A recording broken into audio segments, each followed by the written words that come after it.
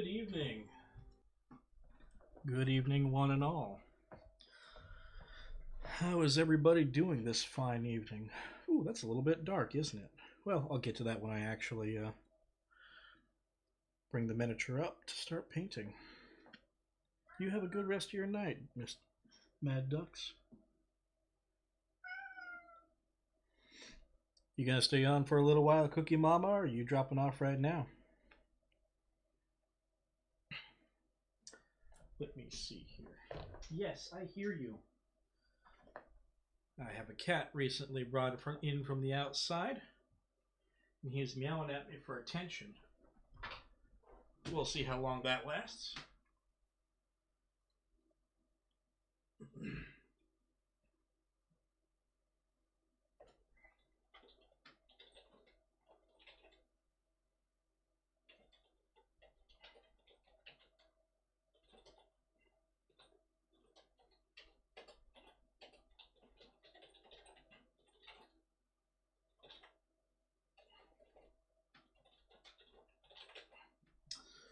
Okay.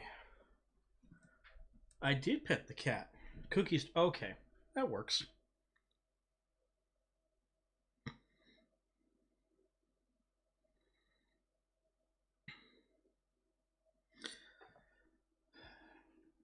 Anybody else alive aside from Mad Ducks?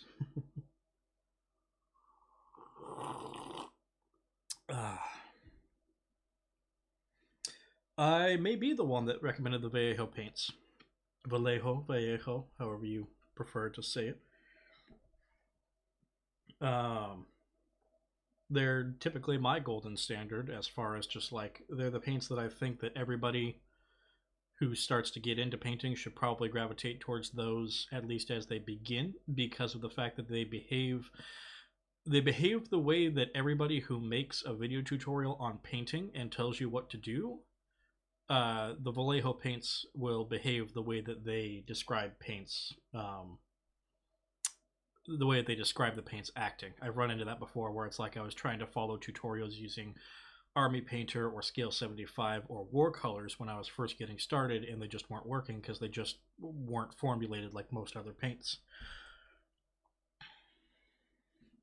The enunciation kind of reminds you. Oh, what is this? Discord link. Well, I can't open that on the tablet. Where's the cat? Let me make sure I don't roll over him. Okay.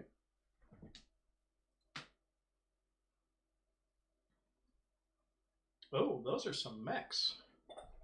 Those are some dirty white mechs. Are those supposed to be Comstar?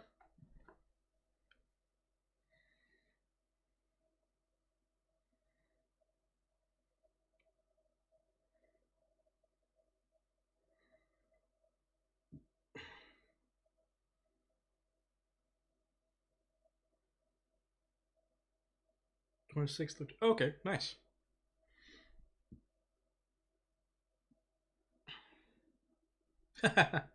So white and black it is. Works for me. Yeah, I mentioned that previously on one of the other streams. I have not tried Monument.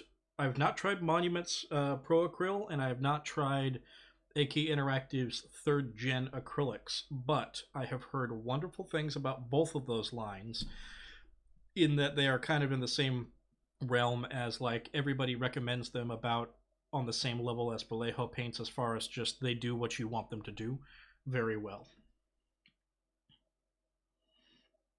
Red Corsair from the books. Oh, I feel you.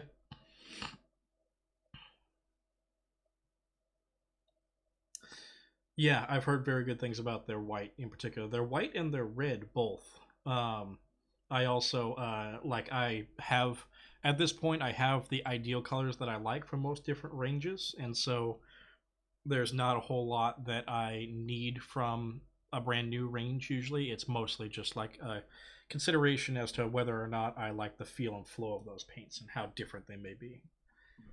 Okay, let me bump up the exposure a little bit so that you can actually see what I'm going to be holding.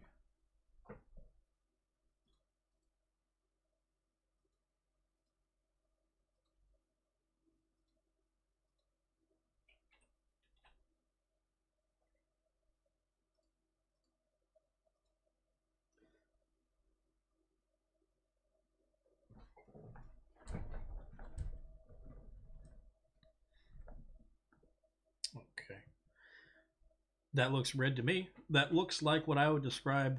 I would use the term hull red because that's the color that I most associate with that sort of like brownish red tone, specifically because that's the color. That's the name of the color from Vallejo. Vallejo that seems to match that is hull red.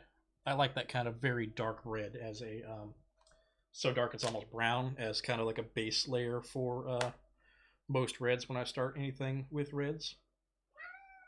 Yes, bud. Um, let's see. I think that should be bright enough, and I also need to adjust the focus. That's right. Excuse me. I don't want to roll over your foot.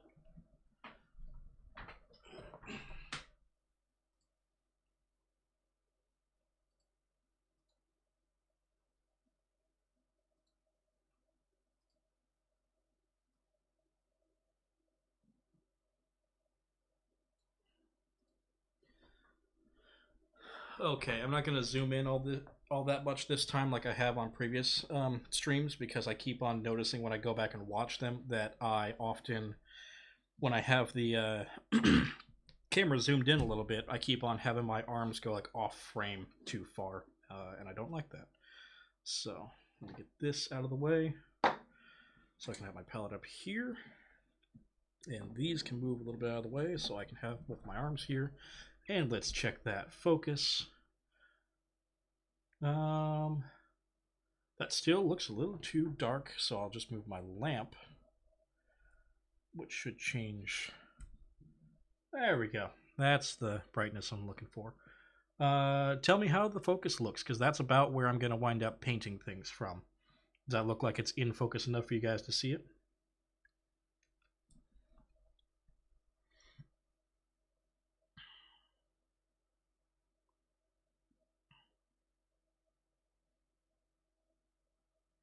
Okay. Yeah, black goes a long ways, but some of the reds and things like that are very, very, very bright. Do also keep in mind that red is very transparent, so it will be heavily affected by heavily affected by whatever the coat is that you're putting it on top of. Okay, I'm going to start painting in just a moment. Damn it, I should have turned my phone off. I'm getting a call from work. I will be back in just a moment. Let me hit the technical difficulties button because I've never done that before. If this is too loud, let me know.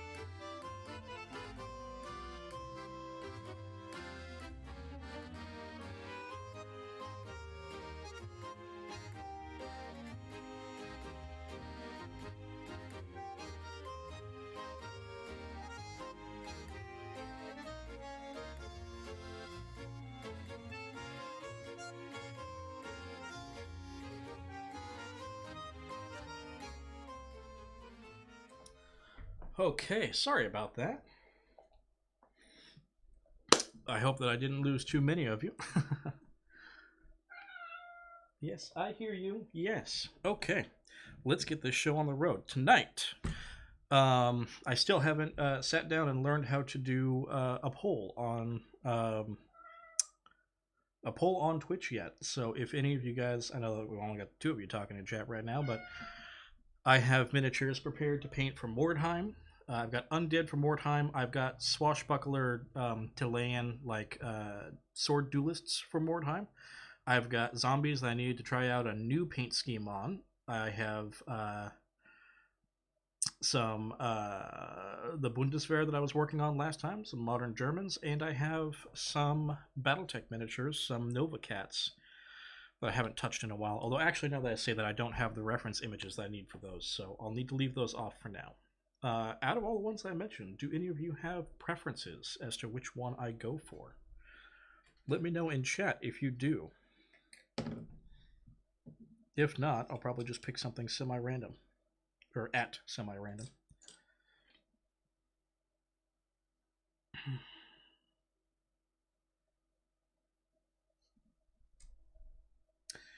The one with the sword was, I've got some miniatures that I got from Mordheim that are they're what they're actually are is historical Italian. They're based off of historical Italian fencing guides. So they're miniatures made to look as though they are in the poses and with the swords and everything of like historical side sword, rapier, and two-handed sword things. But they are I'm using them for Mordheim as Tileans, which are the stand-in for Italians.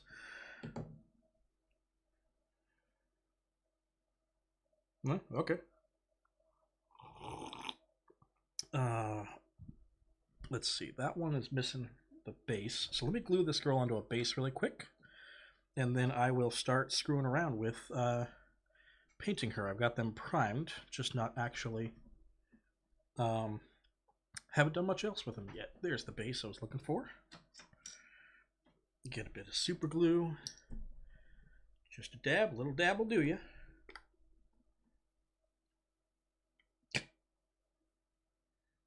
We have plenty of cops in the Legion, and they have plenty of good ideas. My God, Deputy, have you seen him on the Parkitect streams?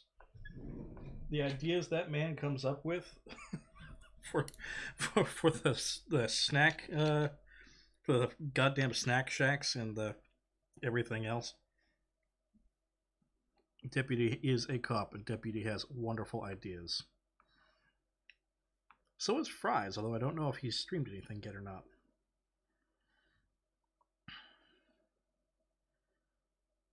Come on out of there.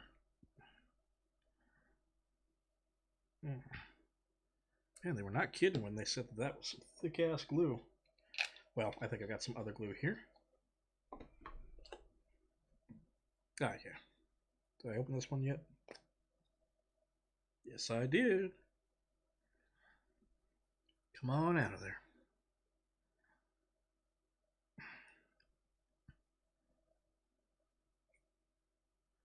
Oh, no, this is also another extra thick. Well, that's what I get for deciding to build some models elsewhere aside from my desk. Yeah, that green one that I had was the Gorilla Glue gel, I think. So I think I'll actually just use that one, but let me just turn it upside down for a second. Let the glue run down. Whoops.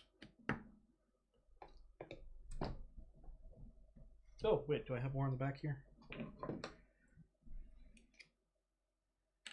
This might work a little bit better. Or not. Gosh, so unprofessional, so unprepared. Gotta work to come back with ideas to solve abstract problems to treat rooms. Acoustically and designed sound systems is better than one more. Interesting.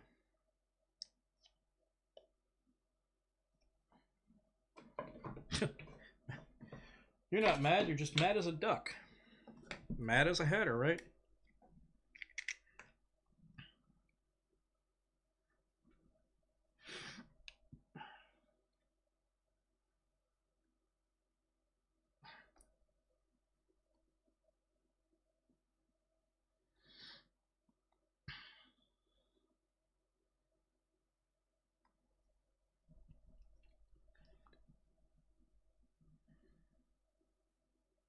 Oh, that's interesting.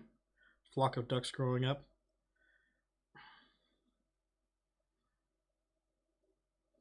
Ducks generally a little bit nicer than geese when it comes to handling them and whatnot.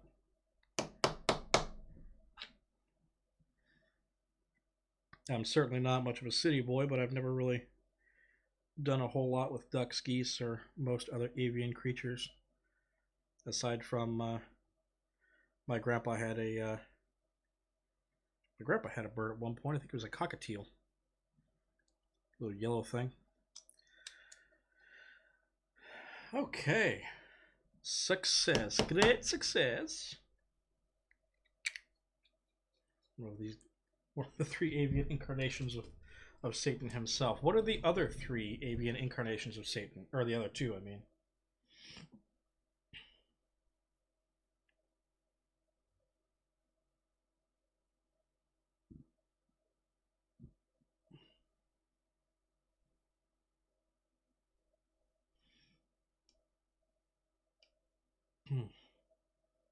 Ostrich, okay. Cassowary. Oh, yeah, cassowary. Yeah, I probably could have guessed that one if I'd thought about it.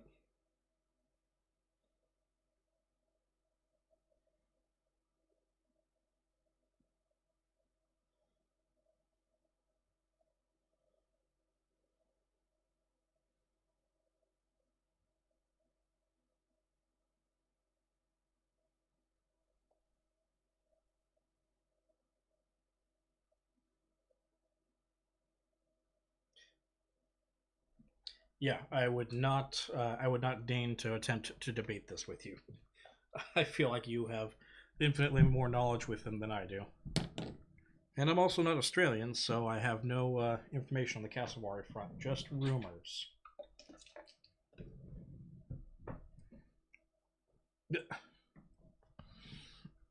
So these are the miniatures I was talking about. This is one of them at least from the female set that he did.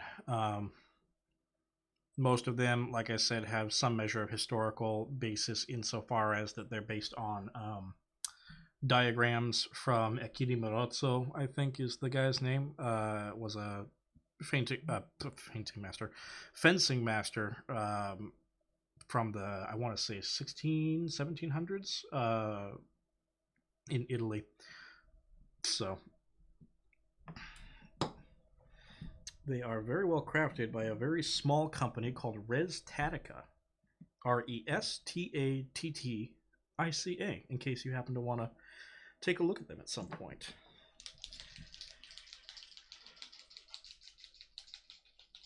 Okay, let's see here.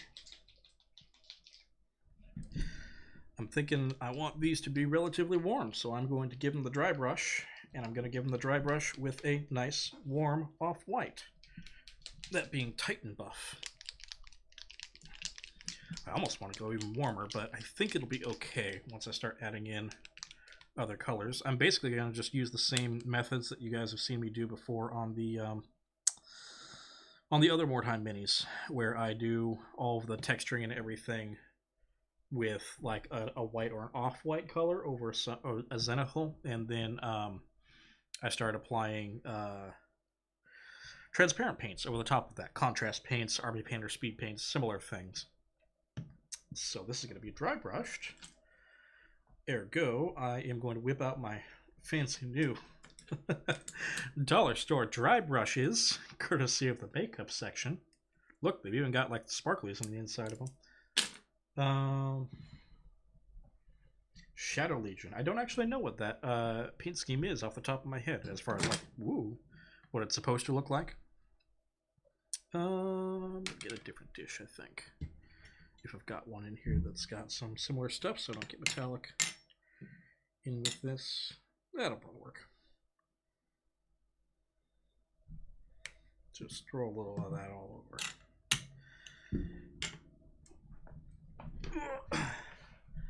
Beep boop. Hey Squick, how's things going?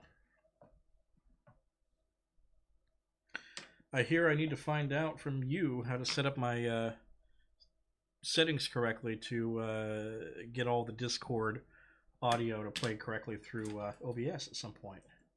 You have ice cream? Excellent. That's as good a nightcap as any. My go-to tonight is chocolate milk. I didn't feel like going for any alcohol at the moment. It's 4th of July, you know? Gotta take things easy because of all the fireworks going off elsewhere in town. Kilo specs. 50th Shadow Legion. Let's take a look here. So you want to paint your new stuff coming in as the Shadow Legion. Ooh, that's interesting.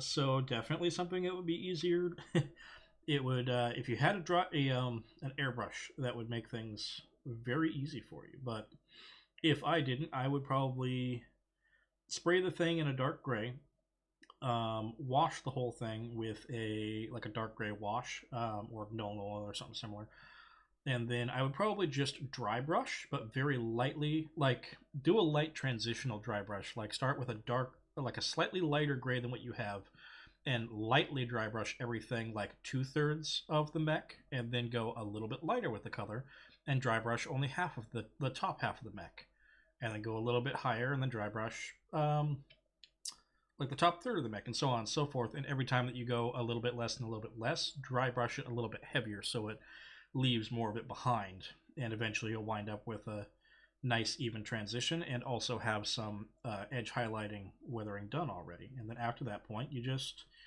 paint the reds on, and if you want to do metallics, do metallics. Let's see here. What did I miss? Audio, is that a now thing or an in the future thing? Probably an in the future thing. Right now, the way that I've got my audio for Discord set up through OBS is, what the hell just happened? Did I just grab that weird? Oh, it's just not seated correctly. Yeah, right now the way that I have it set is I just put in an audio input on OBS to make it to where all of the desktop audio that my computer would pump out through the speakers gets put through into the stream as well. But I hear that you have things set up to where you have like everybody's independent mics are all controlled differently, and I didn't know if that was just you having the controls through Discord or if you have it set as different like OBS inputs somehow. Okay, let's see how this dry brush works since I fucked it up a couple of weeks ago. Actually, I'm going to test it on something else some other time because I don't have many of these minis.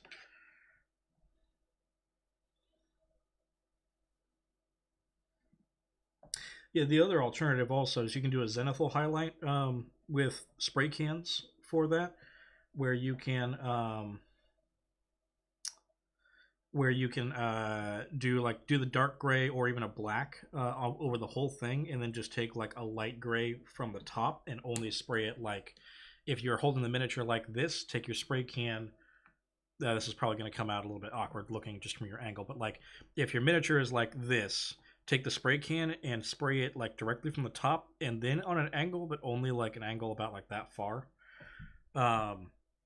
But in doing so, you will possibly and or probably catch like the tops of the legs and things like that, so you might not get like a full even transition all the way up, but that's just up to you and how you actually want it to be. So let me try one of these dollar store makeup brushes here. And yeah, thank you, Squick. I'll hit you up at some point later in the week. That's something that like every week I mean to do it, and then I get done with the stream and go, I'd like to do that at some point, and then I just never get around to it. In the time between that stream and the next stream. So I'll get to it though. Is this going to work okay? Still quite a lot.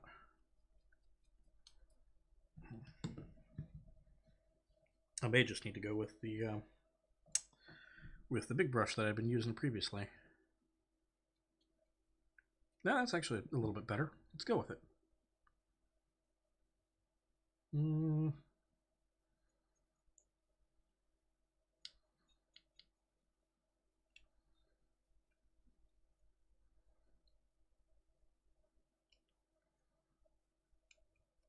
That's a little bit better. Okay.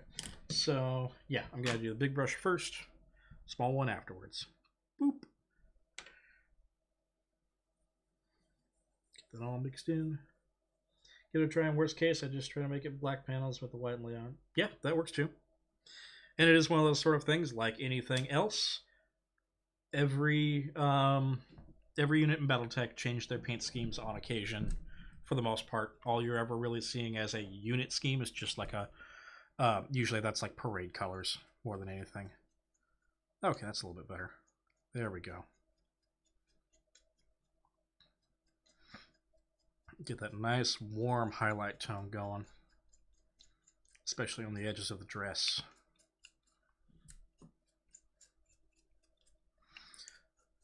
And now the eternal question, what color should her dress be? I've already got one that I started painting with green and red, and another one that I started painting with pink and cream.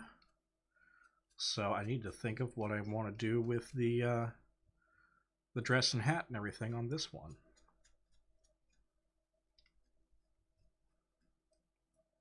I have a very bright blue on another girl with a dress that is a different style than these ones. Yeah, they're just makeup brushes. Let's see. Let me go back through the chat because I missed a couple there. Oh, you had it muted. Yeah, yep, we're good. Blue tack is your friend for preventing overspray. I would say not blue tack, but silly putty. Because blue tack is strong enough in some cases to pull up paint. Silly putty often is not. And silly putty is also much easier to stretch out and form than blue tack is. And if you're wanting to just wrap like an entire section of it, if you want to wrap like a whole section of it like bag style, you can also use cling wrap like Glad or something similar. Again, that one is like the adhesive is so very light, you're not very likely to pull up paint from the lower level. Are they just makeup brushes or are they fancy dry brushes? No, all of the dry brushes that I use are just other brushes. Most of them are makeup brushes, but on occasion, like this is just I got this Royal and Langnickel thing on sale at Hobby Lobby at some point because I like having the big flat for dry brushing anything, basically. Like I usually hit the whole model with this first, and then after that I will selectively take something like what you saw me having a second ago. This thing is a Dollar Tree, dollar store makeup brush. So like I got a little bit on there. I'm just gonna go and just hit in her face area to try and pick out like that's hitting chin, nose, and so on and so forth. So when I put a contrast paint on there, it will catch it and it'll actually pick up those highlights a little bit. Yes, bud, I hear you. Cat is yelling at me for something. Not really yelling, just talking, honestly. Get that a little bit more. Edges of the shoe, backside of these legging things, stockings, I guess, in this era. McStompus Company has a proud and sketchy history. The Thunderbolt pilot has acquired his mech because it was left idling in front of a police station. In fact, every member of the McStompus Company has a trait that someone else has offered up to me. Nice. Purple and teal. Ooh. Oh, I didn't even see you, Countess. Oh, okay, yeah. Oh, hey, welcome back. Purple and teal. I can get behind that. Powder brush, big fluffy brush. Are you talking about like one of these? These things? Powder brush? Battlemaster pilot hunts down recipes for trail mix and snacks to eat in the cockpit per my oldest friend that had a giggle about it. Yeah, I like it. Show the cat. Okay. Hey, bud. Come here. You want to be on stream? Yoo-hoo! I'll make you famous. Oh. There you go. Oh. A little bit, there's candles over there, so I think he started feeling the warmth and went, oh, do not like. Let's see here. Let me just tilt this up a little bit. Get the crook of my arm. It's okay, bud. There you go, bud. Oh, yes. Oh, get the scritches. Ow. Ow. Oh, he wants to be on me, but he's just concerned about the surface that he's on, I suppose, so he just clawed his way back up onto me, and now he's sitting on my shoulders, so... Will you sit in my lap? I don't think you will. Here, let me get your chair with the blanket and drag it next to me. Oh, yes, the good purse.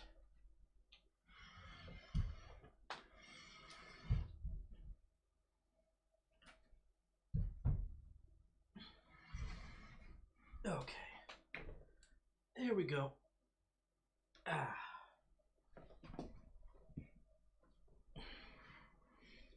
If your chair is right next to me and I pet you a little bit, will you actually sit down? Is it after midnight for you? It is 10 something for me. But hey, that's what I'm here for. Then that's when you're either having trouble sleeping or just don't feel like going to bed quite yet. Check the schedule and see if you have work in the morning. Yeah, do it and get back to us. See what you're up to. Don't stay up too late on our account.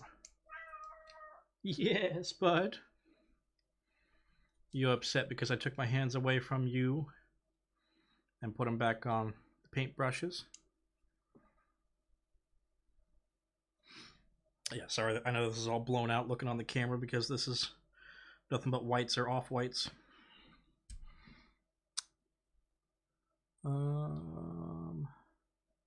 So I was just looking at something. I was going to do it on. Now there's there.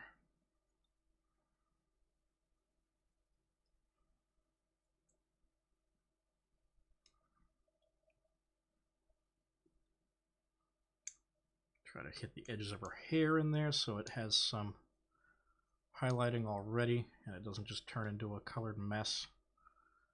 And then the top of the hat. I hear hats are very popular these days.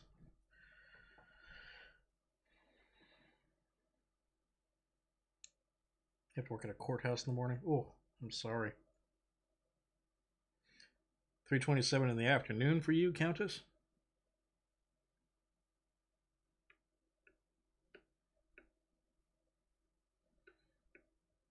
Nocturnal by nature. Yeah, I'm not. I used to be pretty nocturnal. I have kind of knocked it off recently just because by the nature of my work, I recently needed to be up and doing things much more early in the morning, like sometimes 7 o'clock or 6 o'clock in the morning. Um, but not always. So times like this when I'm not when I am not slated to do something very specific at like 8 o'clock in the morning, I will often kind of just play fast and loose with when and where I'm actually needed and when I need to actually be up and about. So I sometimes slip back into that where I don't wind up going to bed until 2 or 3 in the morning.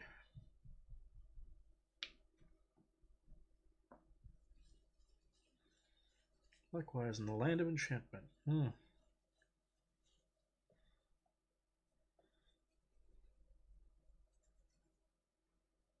Day job and a night job. Do they overlap very much? Do you have to go like one to another on the same day sometimes?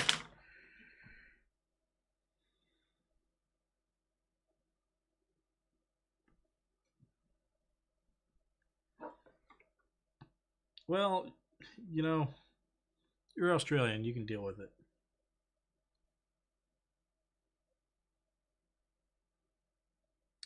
Purple and teal. That was the idea. Let's see here. DuckTales did deserve a fourth season. So now the question, what part's purple, what part's teal? What did I do on the other one? I did, oh god, that'll be tough. On the other one that I did, yeah, this fucker. The green and red one that I did is one where I did the,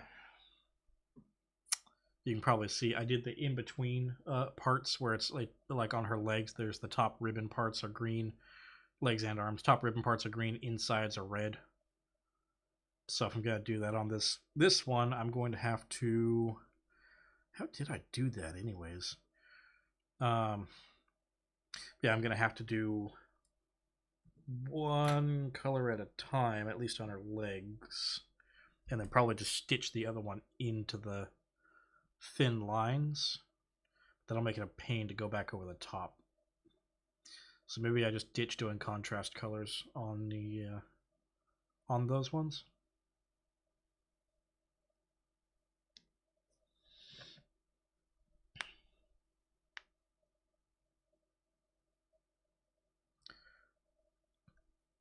Teal where the red lives. That would mean that I would have she'd have like a purple or a teal teal-ish blouse, I think.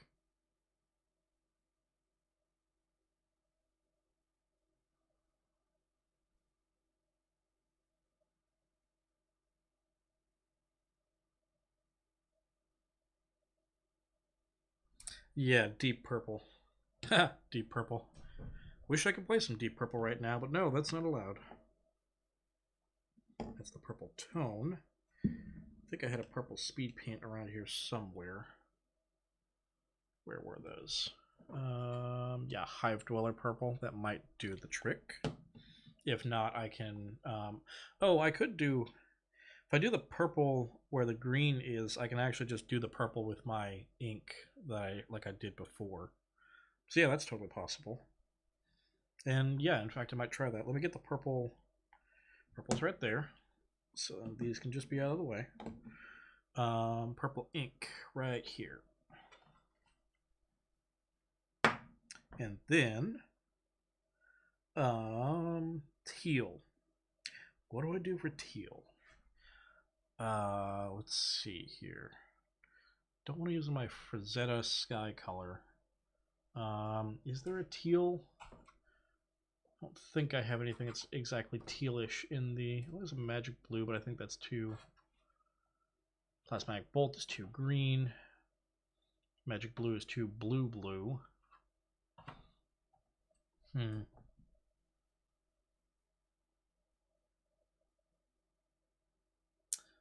Yeah, I do have the Chimera purple, but like I said, the ink works great.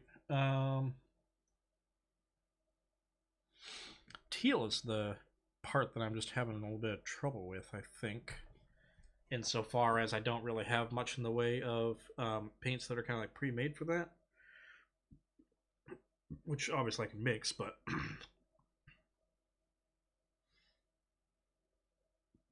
I do have. How does this sky color, the Bizarski sky, the morning sky color might do it? I don't know how that would be with the purple though.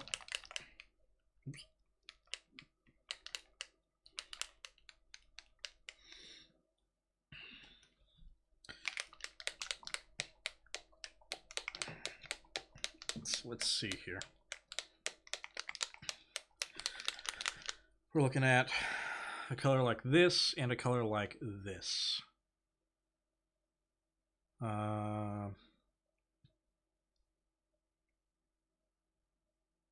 That might do it.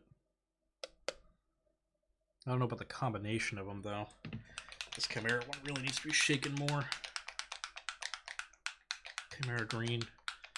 Straight phthalo green? Maybe. The alternative is Samurai green, which actually this Samurai green would probably be pretty damn cool on it. If I did more like a teal green than like a blue. Yeah, the two of them used together. God, these things take a long time to shake.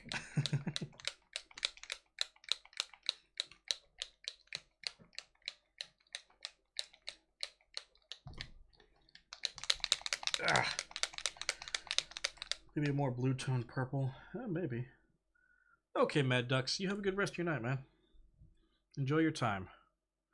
I love looking at Chimera colors and going like, I don't know what you're actually going to wind up being, but if I just pop the tops. So yeah, Samurai green actually is like quite nice. The Pizarski blue, the sky blue or morning blue or whatever it is, morning sky, is basically like they're kind of the same thing, just one's a little more bluish, one's a little bit more greenish. So I think we gotta go with the Samurai green and use that as the base for it. For the tealish parts. And then do the purple on the rest. So it'll be transparent there. Yeah, I actually think I'm going to do the opposite, where I'm going to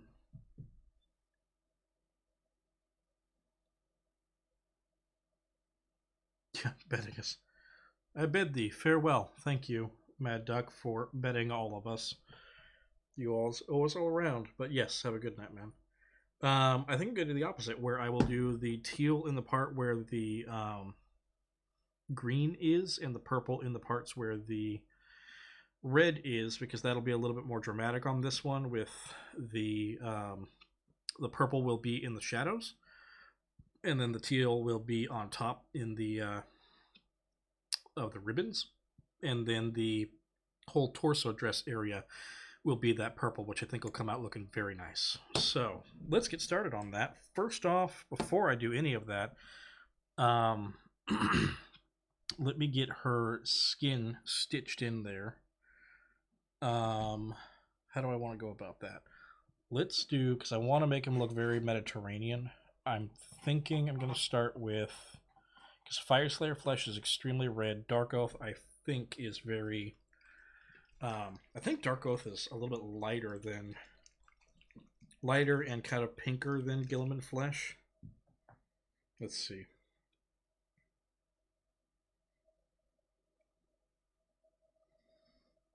Yeah, Fire Slayer is very red. Gilliman is... Oh, I guess Gilliman is kind of pink, and Dark Oath is a little bit more brown orange. Let's try the Dark Oath and see how that comes out. Gotta get out and around, not burn myself on the candle or the candle holder.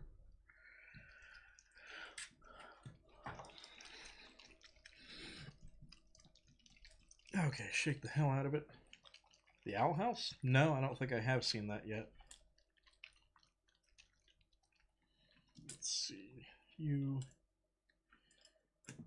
two, you, and then you for mixing. New guy here. What are we painting? We are painting a Spada Solo. It's a model from an independent sculptor in Italy with a website by the name of Restatica, Restattica. He makes miniatures that are all based on the forms and diagrams from like 1500s, I think, maybe 1600s, Italian fencing treatises. And so they're all like, hey, yeah, there you go, Restatica on Etsy. But they're all like this, where it's like cloak in one hand and rapier in the other. Some of them are, there's a female set and a male set. Some of them have, they come separate as like the body and the arms, so you can make the combinations you want. But like, here's one that I made that is sword and parrying dagger. This one is sword and like this little buckler-ish panel thing. There's a handful of other ones that are kind of neat. Like I like this guy that's the instructor or the referee that's just sitting there taking notes. There are a couple of them with two-handed swords also, because the fencers did use two-handed swords as part of their school as well. I use them for Mordheim. They are, for Mordheim purposes, I use them for Tillands, which are the XPs for Italians.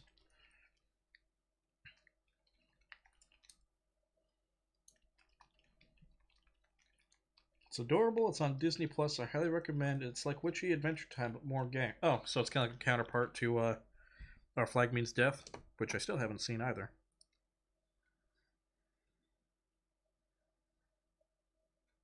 Okay, Dark Oath, don't do me dirty. Let's see how you work. Can you give me a nice base for a Mediterranean skin tone? Maybe. That's awfully red. We'll see how it works out. Especially once it dries.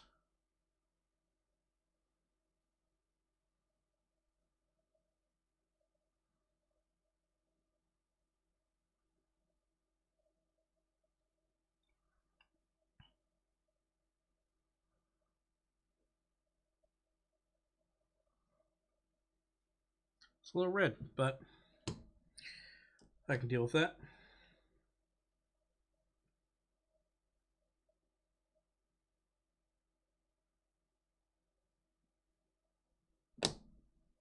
Hello, TK. Good to see you back again.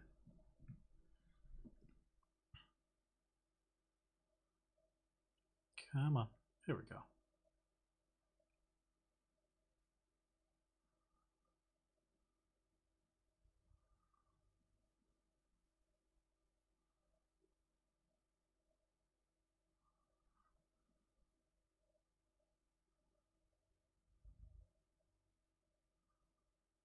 Mm. Painting the chest is going to be a bit of a chore. But I'll make it work. I always do. Just got to make sure to paint that whole area before I finalize the trim part on her.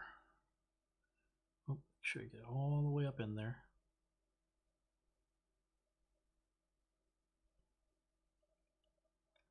Let's see how that looks when it dries. And I think that's pretty much it as far as the skin tone goes. Countess, you wear this sort of stuff on occasion. Would those wouldn't be bare legs, right? Those would be like stockings or something similar, something that's like pinkish or ivory.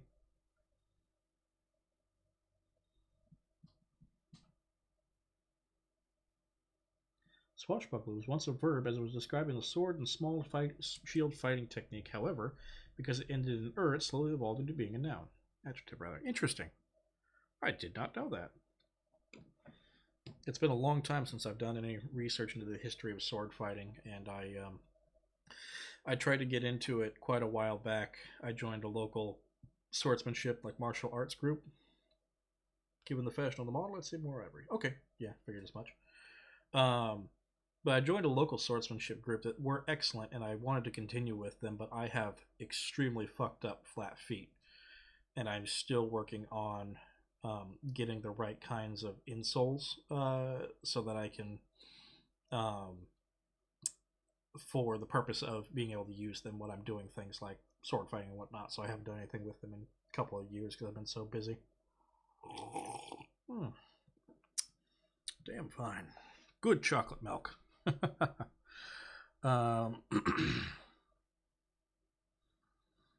Being that this is supposed to be Italian, I'm gonna go, I think, with a maybe a very dirty blonde. What did I use last time that kind of came out pretty alright as that? I think it was just the, I think that was the pallid bone, and maybe I'll do that and then make it, wash it down with a more brown and then highlight blonde, but have most of it be like brown that kind of has like the blonde highlights. Flatfoot, I'd be an excellent two-handed sword fighter. Certainly. Just got to make sure to wear a lot of armor, because then I don't get my flat-footed bonus anyways. Or then it doesn't matter if I'm flat-footed. I don't get my dex bonus anyways. But yeah, it's not. It's I wish that it was just flat-footed. It's my Achilles tendon is far too short, so it's constantly pulling on the plantar fascia, and that is on the verge of ripping. So it's been a little bit problematic to deal with over the years. Yeah, I'm just gonna do that really quick just so I can get some color stitched in.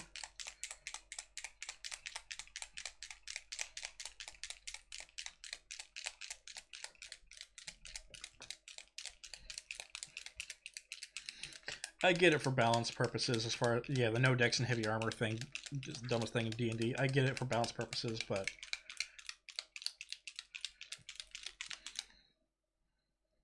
oh, hey Diggs. Everybody wish Diggs a happy birthday, by the way. Happy birthday, Diggs. Yeah. Well, if you really want to talk about efficiency, we should all be using spears.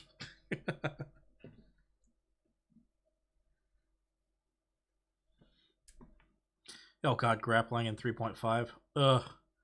I mean, frankly, grappling in any edition of D&D, but yeah, god, I remember 3.5 having to deal with all of the dealing with the fucking flowcharts worth of rules for grappling was always a huge pain in the ass.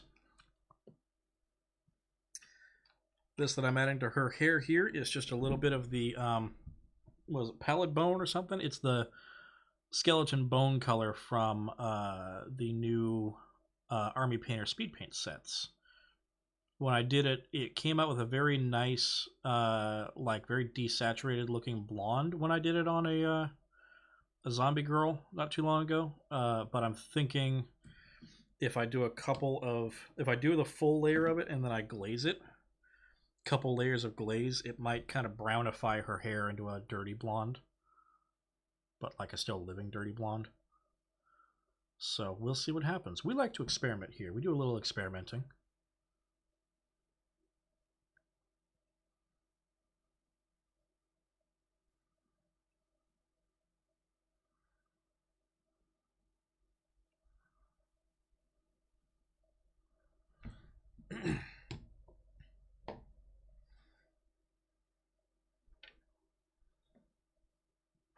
Talking terrible rules in D&D. Drowning to avoid dying in 3.0 was weird.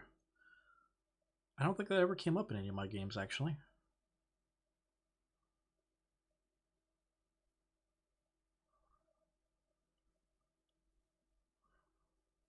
Whoa, oh shit, that must be reactivating the green underneath of it. Oh boy. Let's, let's drag a little bit of that out, shall we?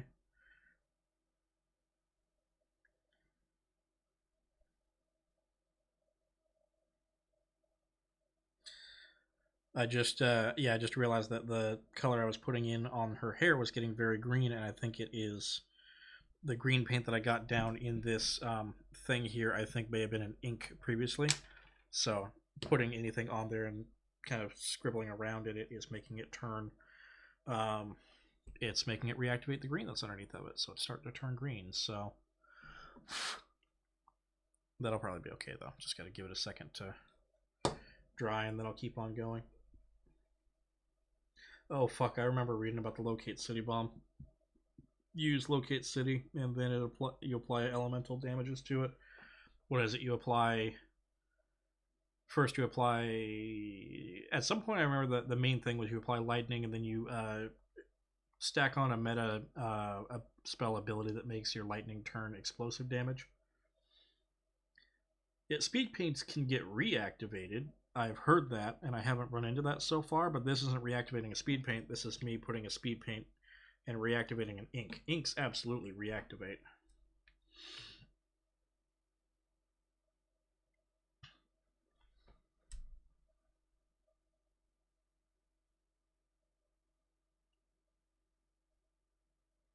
Okay, yeah, that's much better. That'll be fine once it all dries.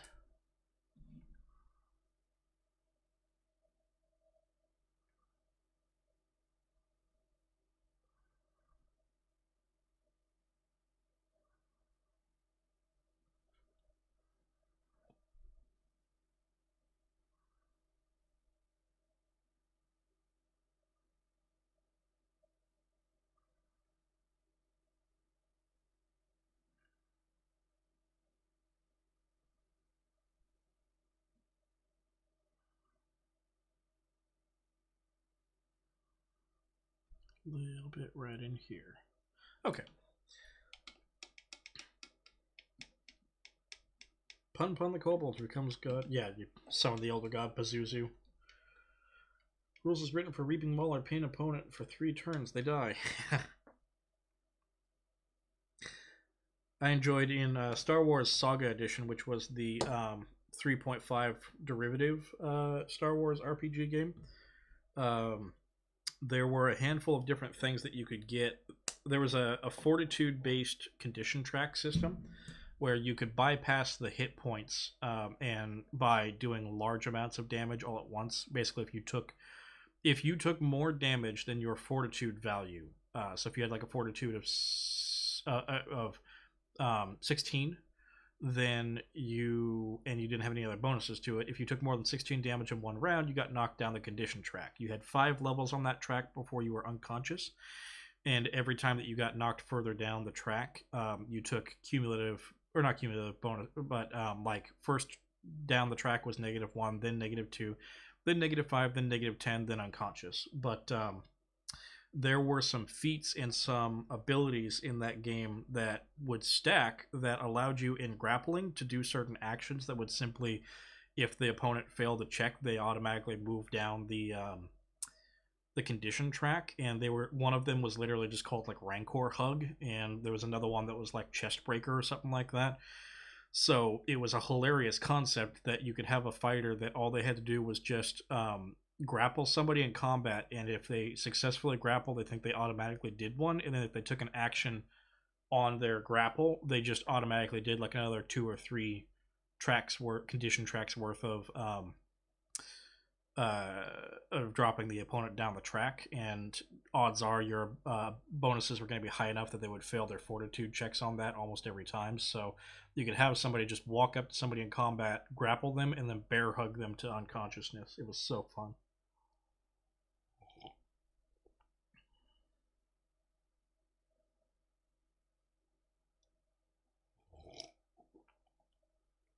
Mm. Meta magic to apply cold. Further meta magic to push anything caught within the effect of the roll. One last meta magic to apply 1d6 cold damage per 5 feet moved. Apply to locate city. Name a city size that doesn't exist. Push everyone on the continent for miles. No save. Everyone outside that day dies. Yep. Yeah, no, I've seen that happen. I've not seen that happen before, but I remember reading about it previously. Whoops. Let me get that back where it's supposed to be. I thought I remembered something also where it's like anything that caused cold damage, you could add explosion damage to of some sort, or like you could turn cold to fire, so you could change it to fire, and it would also then do fire damage to buildings and things like that, and essentially you have a nuke, the Magic Fantasy nuke. Okay, that skin tone actually came out pretty all right. I'm happy with that. As far as a base goes, I'll deal with getting more highlighting and everything later on. So if I'm going to do purple on the top and teal on the inside, I think I'm going to do the teal on the insides of those first, and then manually lay back over the undercoat if I have to, and then purple for the leg parts, I mean. And I'm also thinking, ooh, how do I want to do her arms? Because those are going to be mainly purple also. I think I'll just do it like the little band parts like that, and that are all like teal ribbon of some sort.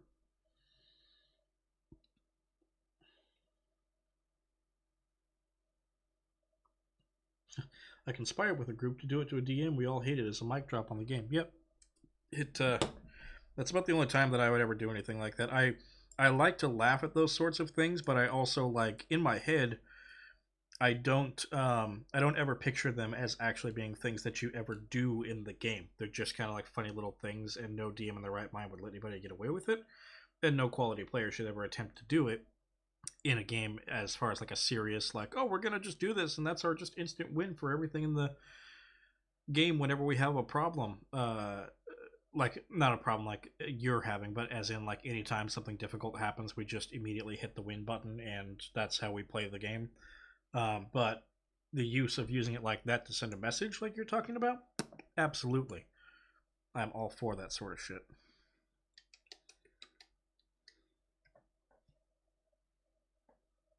So XCOM 2 has been crashing on me all at random all day, and I just figured it out. At some point, Windows Update got rid of the page file on your C drive. Oh boy, sounds like you were having a fun time. Okay, let's see how this works. Still gotta shake the shit out of this paint because my god, these things are thick and settled. Come on. Okay. That's probably okay by now. One little drop.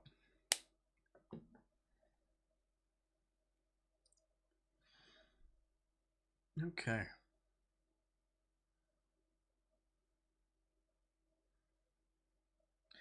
not going to thin this out very much because it's just going down into the recesses, and I need something that's going to actually cover and stay once it gets down in there. Oh, that's a nice feeling.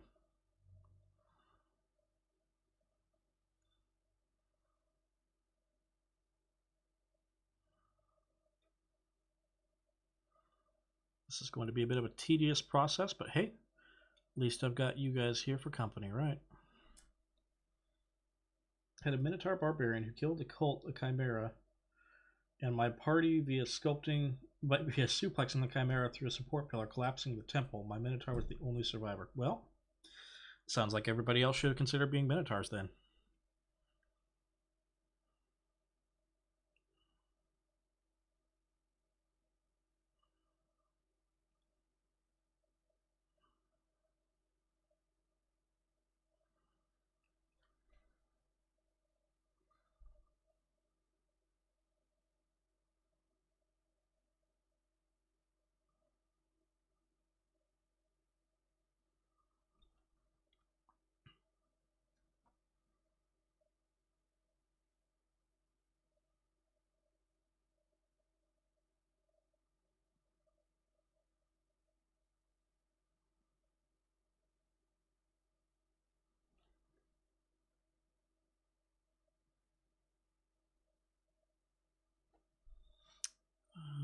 Okay.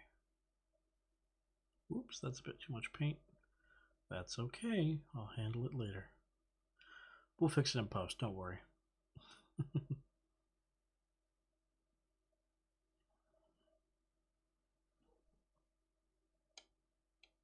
My coolest D&D I was actually a GM for when we had our archer hit 5 giants with the same arrow. Holy shit.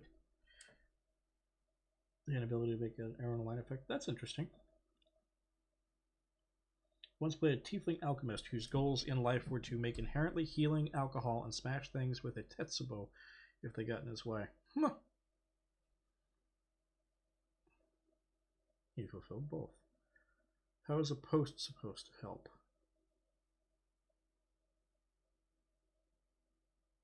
How is a post supposed to help?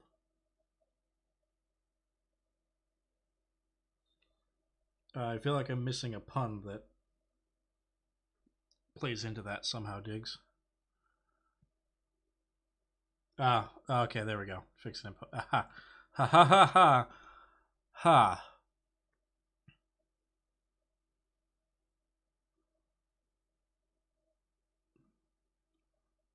Sir Diggs with hands, everybody. He'll be here all week. Don't forget to tip your waiter. Diggs, you're not even a dad yet. How are you so good with dad jokes? He also outdrank an entire tavern of dwarfs once. Well, you do have some measure of infernal endurance, so I do not deny that. Yeah, you're not even here this week. Sir Diggs with hands, everybody. He won't be here this week. Still, remember to tip your waiter. Come on.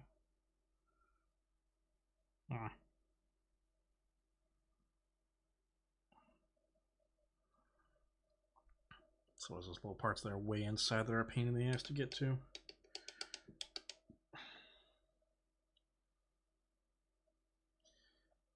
Then mail it to someone who can fix it. Yeah, exactly. Was playing a high-powered game. My fighter had enough strength to throw the paladin. Paladin was all for it, so I threw him at the corrupted treant we were fighting. Paladin George of the Jungled right into the treant, killing it. Not just Infernal Pathfinder his stats. Yeah, nice.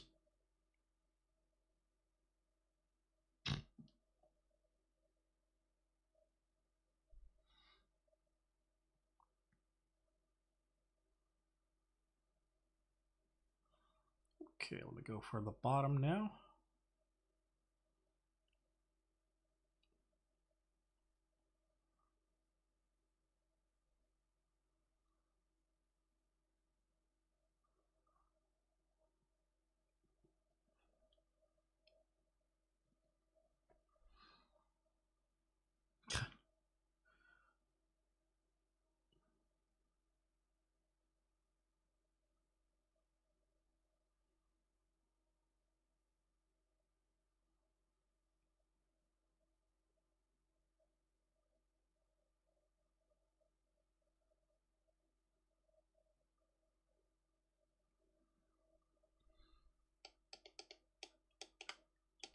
What's going to happen now that the Diggs birthday event has been met? I honestly have no idea.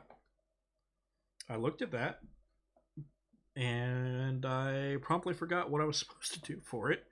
And I don't think it pertains to me, at least with my stream. Let me double check just to make sure.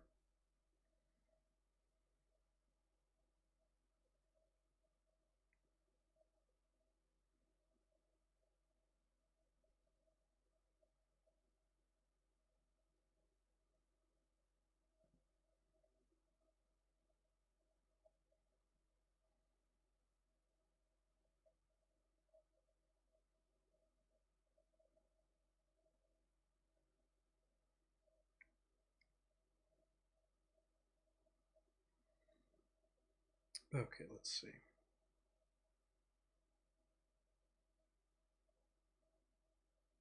The auxiliary. Redeems on Twitch channel. We're collecting our goob to give Diggs a happy birthday or unbirthday as it may be. Donate. Yeah, I don't know. I'm not sure what all that goob is gonna be used for. My half-orc investigator was a riot. Sherlock Holmes that solved mysteries by casting Glock and firebomb.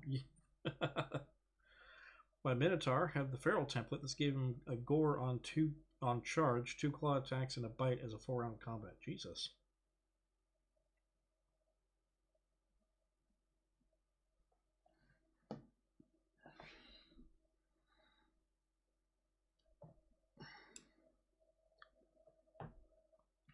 But yeah, as far as the Diggs birthday party goes, I am not sure. I assume that there's someone that's going to determine precisely how that goob is going to be spent in a responsible manner. But it's not me, at least not all on my lonesome.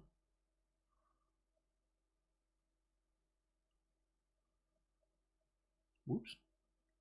Muddled my brush bristles.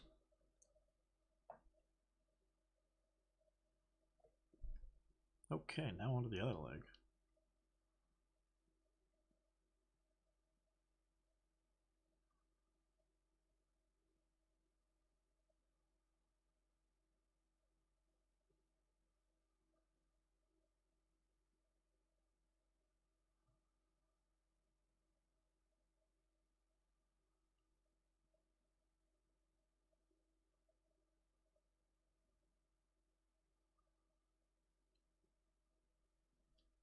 Sounds fun in a BPL manner. Yeah, essentially.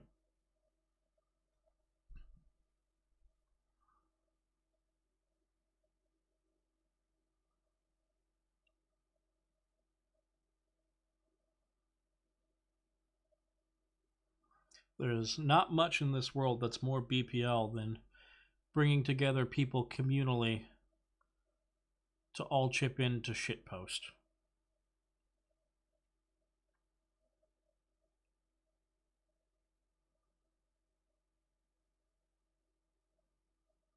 That was a bit much. Again, fix it in post. My current Pathfinder character is a tiefling chief slash doctor. She's an alchemist who delivers potions via food. Also the resident crafter. Ah. Chef slash doctor. Okay. I played a while back in a game that Diggs ran in the BPL. I played a multi-class paladin cleric. He was a vengeance paladin and a grave cleric with the mercenary background, and I just had it be that he was previously in a mercenary company and he was the one of the chefs for the mercenary company, and at some point he joined a holy order, and that's where the paladin grave cleric split came from. But I toyed around with the chef thing. I appreciated the fact that there actually are like chef feats and things and items in the in 5th edition that allow you to actually cook things and have them be of some measure of mechanical benefit. And it's not just reskinning, not just a matter of like reskinning cooking or something. It's just like, oh yeah, when you rest, if you cook a nice meal, everybody regains X amount of temporary hit points, or gains X amount of temporary hit points, or something along those lines. It was fun. I enjoyed that character quite a lot.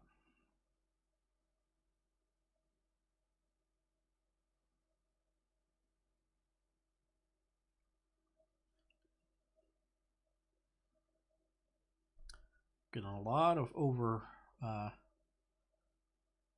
kind of like overbrushing here on accident. Not overbrushing the technique, but just like too much color going around the outsides of certain areas because of the angle that I've got to do it at. So I know I'm doing it, but it'll be easy enough to fix in just a moment.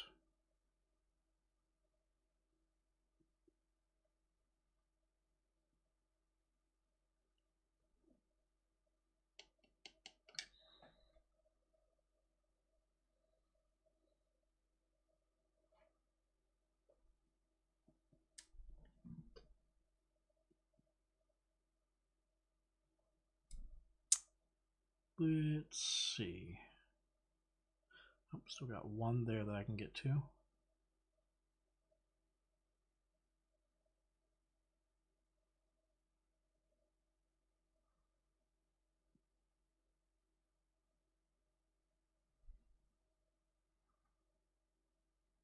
And I think if I just rotate her 90 degrees, I'll be able to get to one or two more.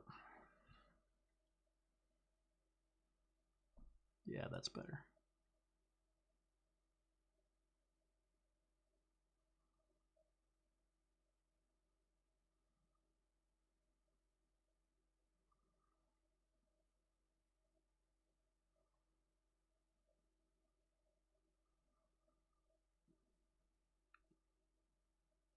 Those are probably fine. Okay, so now,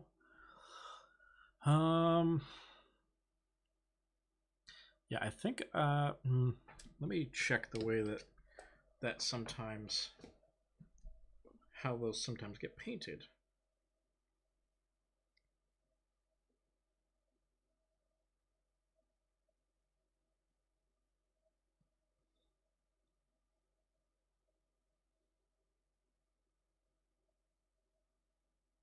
Or at least how the actual outfits usually were. Because they look all ribbony on the shoulders, and I'm curious if that is how that's usually depicted.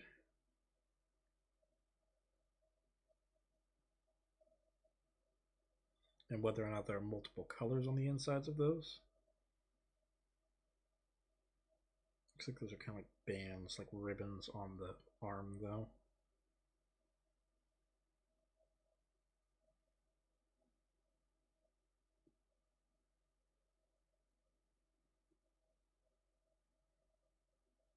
Most people seem to just paint them a solid color, as if they're not multiple, as if they're not multiple pieces of fabric. It's just like poofy fabric that kind of lays in on itself. So I think maybe I'll do the same thing. But should I do those teal and have everything around them be purple? I think that might be what I do. It'd be a nice way to add a little bit of a little extra pop of teal to the upper torso, which isn't going to have much. It's mostly going to be purple up there. And then I could do something else ribbony for the little strap things around her arms and around her just above the knee. Okay, what did I miss in chat? Fun Pathfinder 1 effect. That sounds cool. Did you try out Pathfinder sometime? Yeah, Pathfinder is a good time. If you are well versed in D&D 3.5, it will feel like D&D 3.75 essentially, which is not a bad thing by any means. It takes most all the positive elements and just builds upon them. So it just gives you more options if you're already, like I said, well versed with. If you're already well versed with the way that works. Okay, so I know that I'm going to be ivory down here, so I'm just going to leave that be for the time being. Do I still have some? No. So let's move on to the purple. Because then I can do the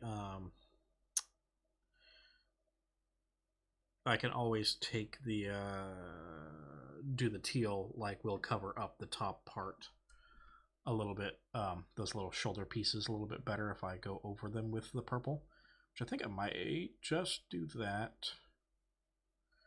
see how it comes out without any. I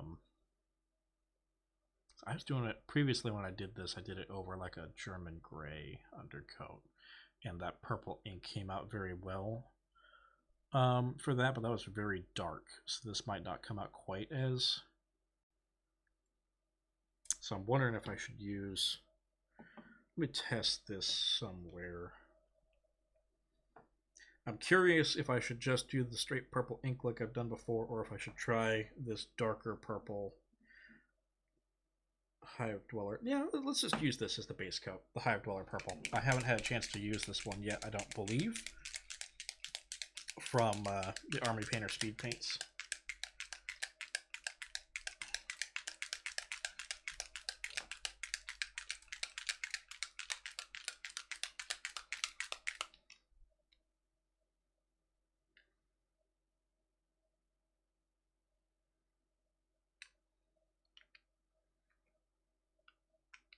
One drop will probably do it just fine.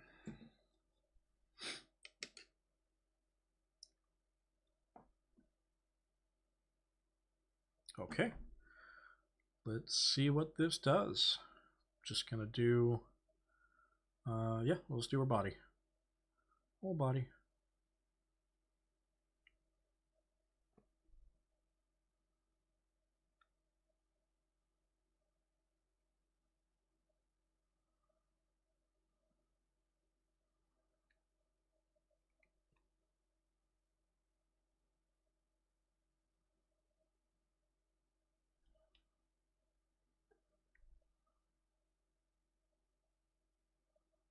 Yeah, it's pretty desaturated, but that'll still be workable. I will just make sure to,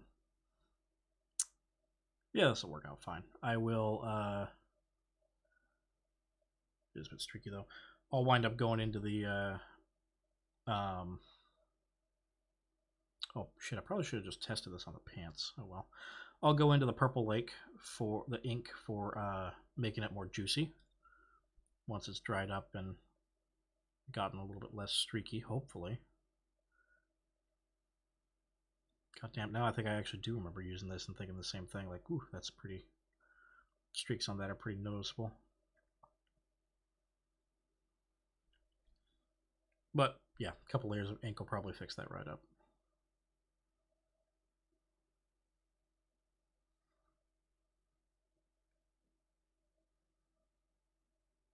Okay, I'll let that sit for a little bit.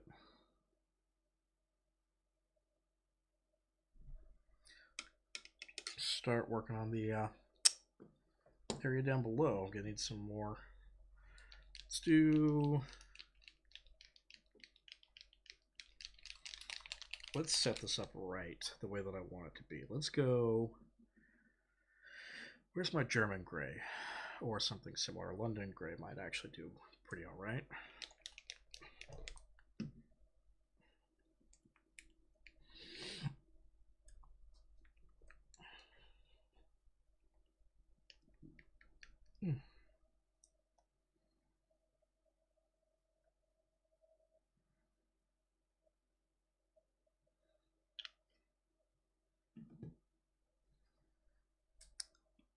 Just gotta find all the areas where I need to redo the sides of this here. Actually, I might as well just do the whole. I think I'll just manually paint all of this to get the highlights and everything that I want on it, because the ink that I'm going to put down on this is going to be very transparent. So it will pick up whatever I have underneath of it, at least to an extent.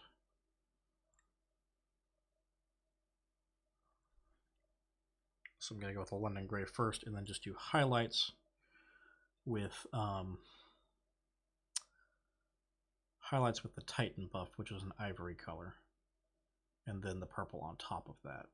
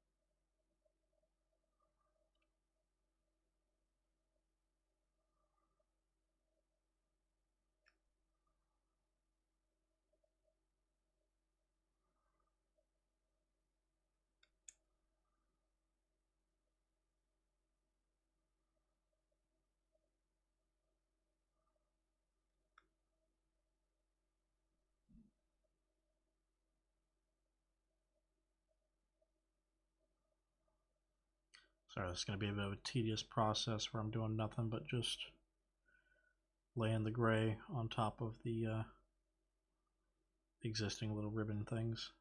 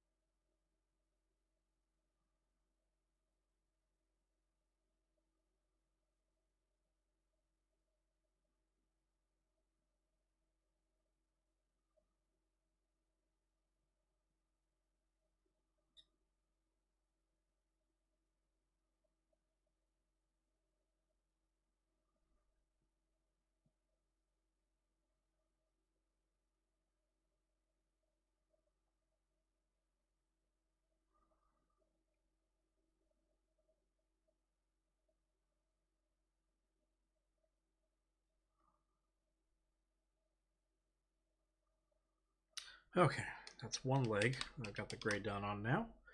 What did I miss in chat?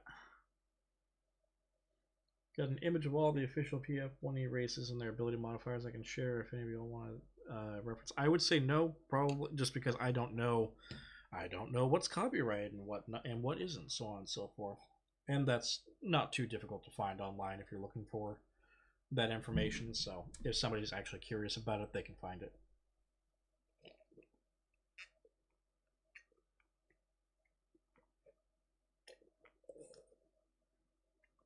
I'm not too keen on all of Twitch's rules pertaining to posting stuff that may be copyright material in links and so on and so forth.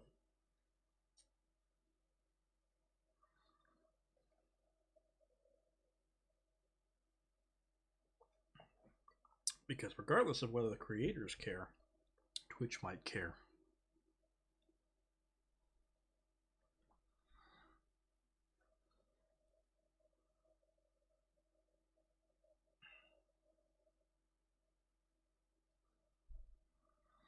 Okay, now we begin the same process on the right leg. Hopefully this one has less that I need to do that to.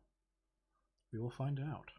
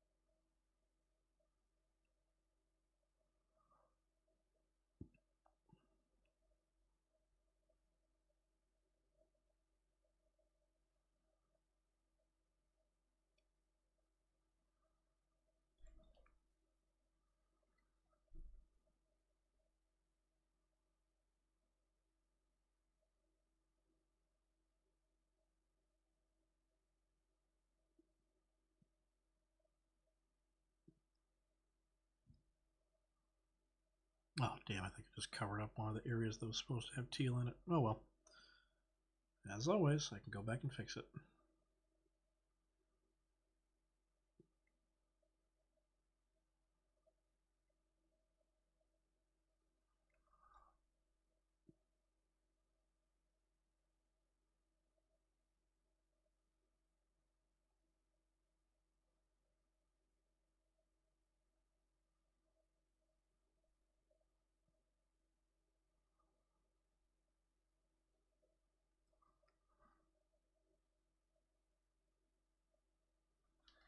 Okay.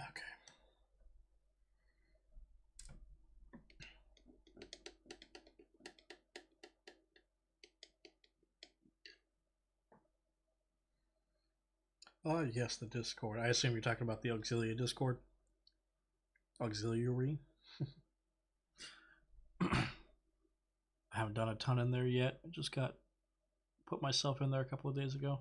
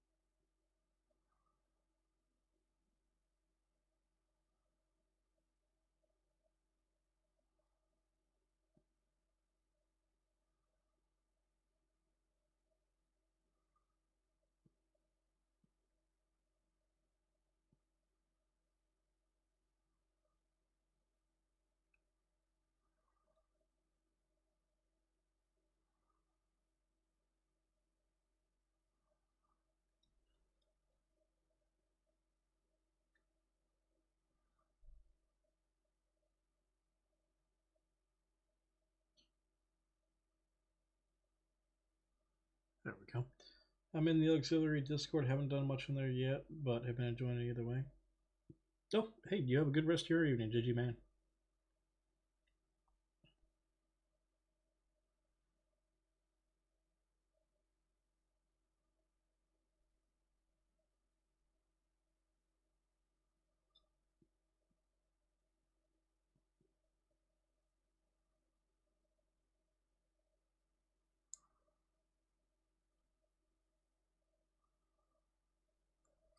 Okay, now let me go back and stitch in the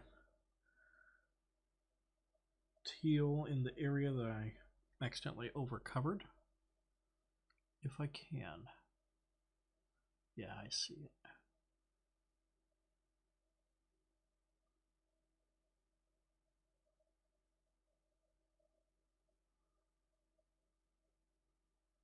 There we go. That'll do fine. I know this is something you probably haven't been able to see a whole lot of because of the fact that it's covered up by no matter what angle I'm holding it, unless I hold it like completely flat out here, you can't really see the legs all that well. But sorry about that. Let me get a couple more spots where I've left white. I have it covered up entirely. Oh.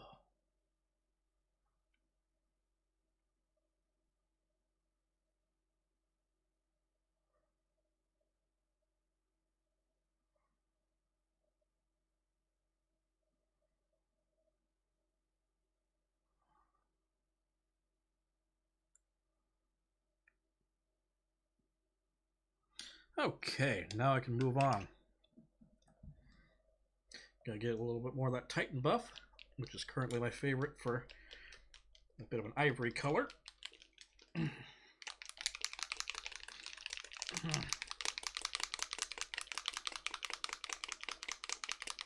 Enjoy that nice shaking sound.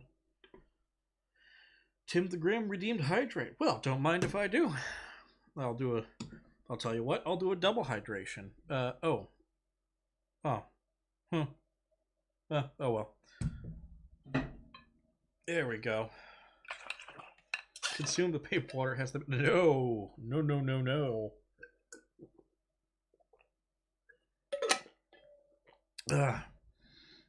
It doesn't have them minerals, it's got them heavy metals. Fuck that. I'm not doing that. What do we got here in this Titan buff? What is the... Ah, there we go. Pigment type PW61. Let's let's find out what that is.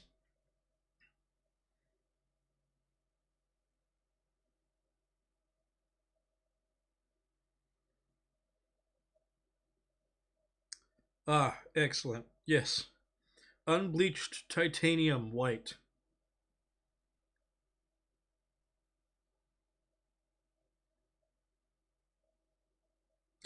First introduced in 1921, titanium white, aka titanium dioxide, dominates the white pigment market. More than 5 million tons of titanium white are used every year in the production of plastics, cosmetics, paper, medicines, house paints, and artist paints. Titanium white is very opaque and extremely strong in mixtures. It is a slow drying pigment, yada yada yada. 6.1 is unbleached titanium white. Contains small amounts of iron, which give it a warm color.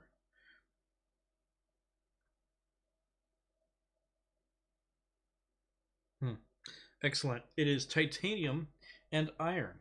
So, no. No, no, no. Do not drink this. Let Metallica make death from that water. Look, man. I don't think most Metallica or Megadeth songs were talking about death via drinking your fucking paint water, and I don't feel like getting cancer from that. So.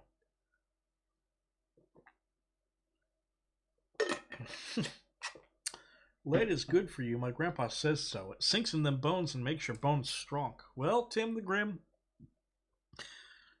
that's certainly one man's theory.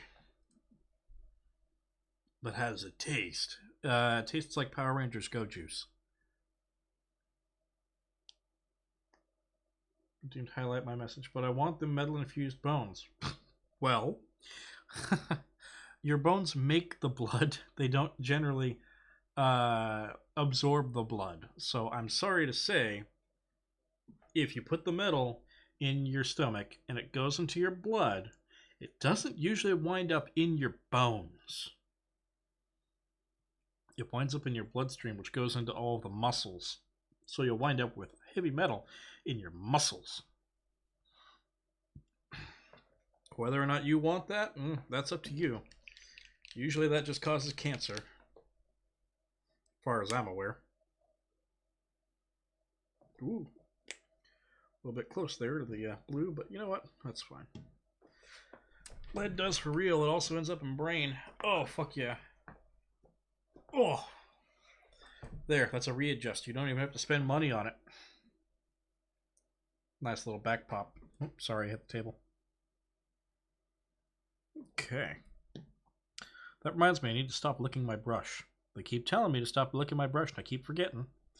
Add a little, take a little gray and mix the two together. Titan gray.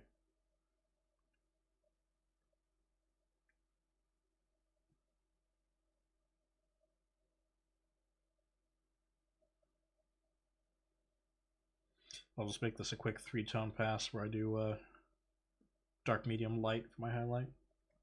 Get you some necrodermis. Yeah, hate to tell you, drinking and or eating the whatever the hell, the cryptic alloy or something like that, the GW Necron paint, if you drink that or you eat that, it's not going to give you necrodermis. I hate to say.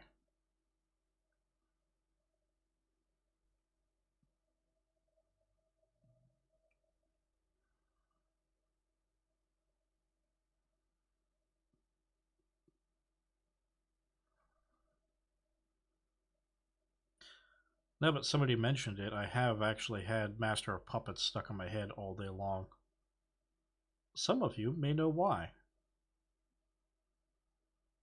If you do, don't spoil it.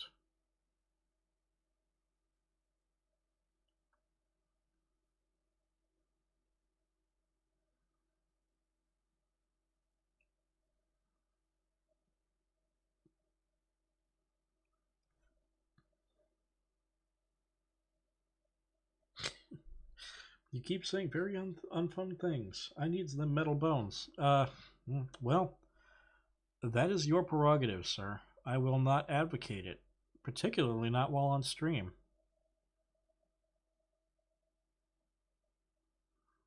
The last thing WBPL needs is somebody accusing us of having told them they could get metal bones by drinking paint water and dying from it.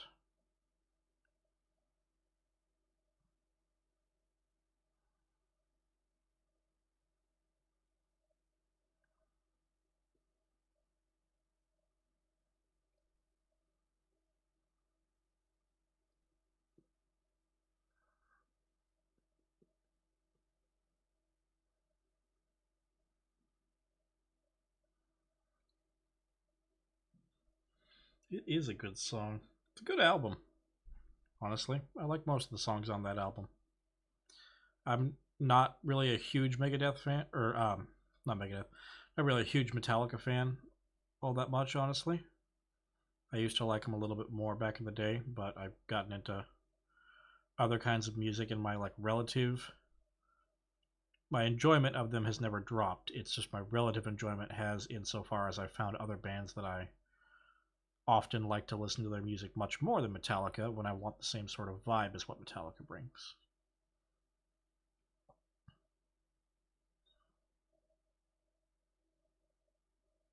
That, and I also grew up and started realizing how much they were complaining about various different things.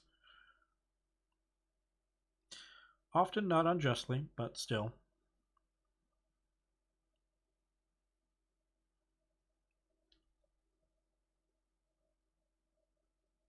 Let's see. I think people make titanium prosthesis. Sounds cool as fuck.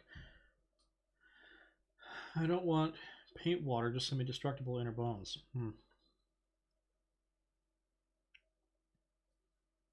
Imagine some little gremlin child kicking your shin and crushing their feeble, pathetic foot bones. Yeah. I've been into a lot of death metal lately. You don't want to hear about Hammett's mommy issues? Oh, God.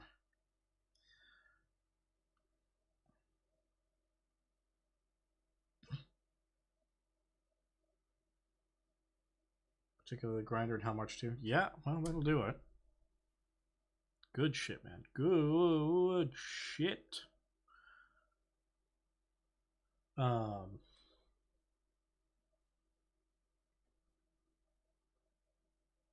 yeah, no, it's just one of those sort of things when it's like a lot of people at the time were, late 80s, 90s, some people were acting like they were the heaviest fucking thing on the planet Earth, and then the heaviest fucking band on the planet Earth starts to have the butt pains about various different elements of the music industry that people have known about for decades, even while they're, I'm sure, still rolling in money.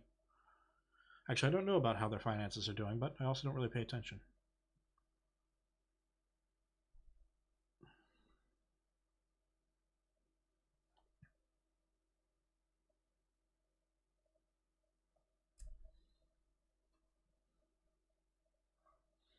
Conspiracy theory lady won't stop talking, rip me. Yeah, well, like we said before, all you gotta do is take her conspiracies, meet them, and beat them.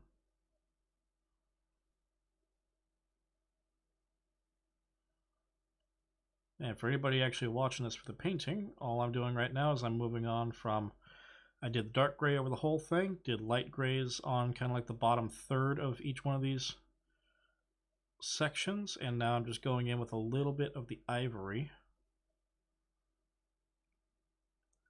just to add a little bit of a pop there. And now I'm about to, once I finish this part, I will start laying down the purple. Because I did not like the way that I have to write myself a note or something. I don't like the way that Army Painter Speed Paint purple came out, both in the way that it laid down and also just the kind of the color that it came out with. It's better than, for the purpose of a one coat color, it is a little bit better than Shaiish Purple from Games Workshop, insofar as it actually is discernibly purple, whereas Shaiish is so very dark you can't really tell what it is. But it's not that much better. It's just very desaturated still. So I'm just going to go back to my standard method, which is just doing the pre-highlighting like this, and then laying down some Dollarowny FW purple ink, which is one of my favorite inks to use of all time.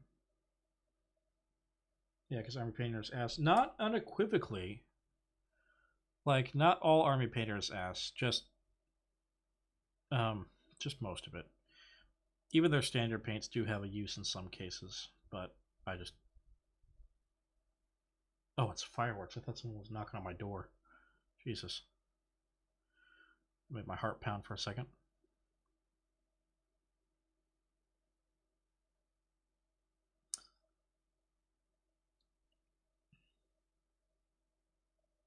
Let's see, what have I missed?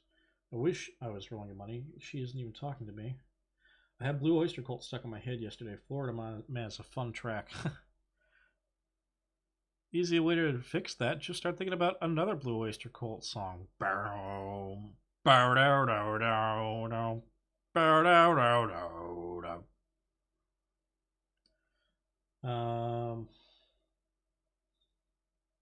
You need to out conspiracy here. Yeah, so I actually told her that exact thing earlier, and oh yeah, there she goes. So yeah, we've seen the same meme. Whenever somebody tells you conspiracy theories, you just have to out conspiracy them. Whenever they start talking about the moon landing being fake, you have to tell them that you think it's stupid that they think the moon even exists. Oh, you're one of those people that believe in the moon?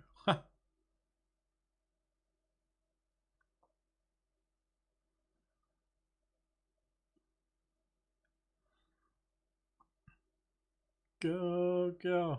They say he's got to go. Go, go, Godzilla. And now that's going to be stuck in my head all night. Thank you.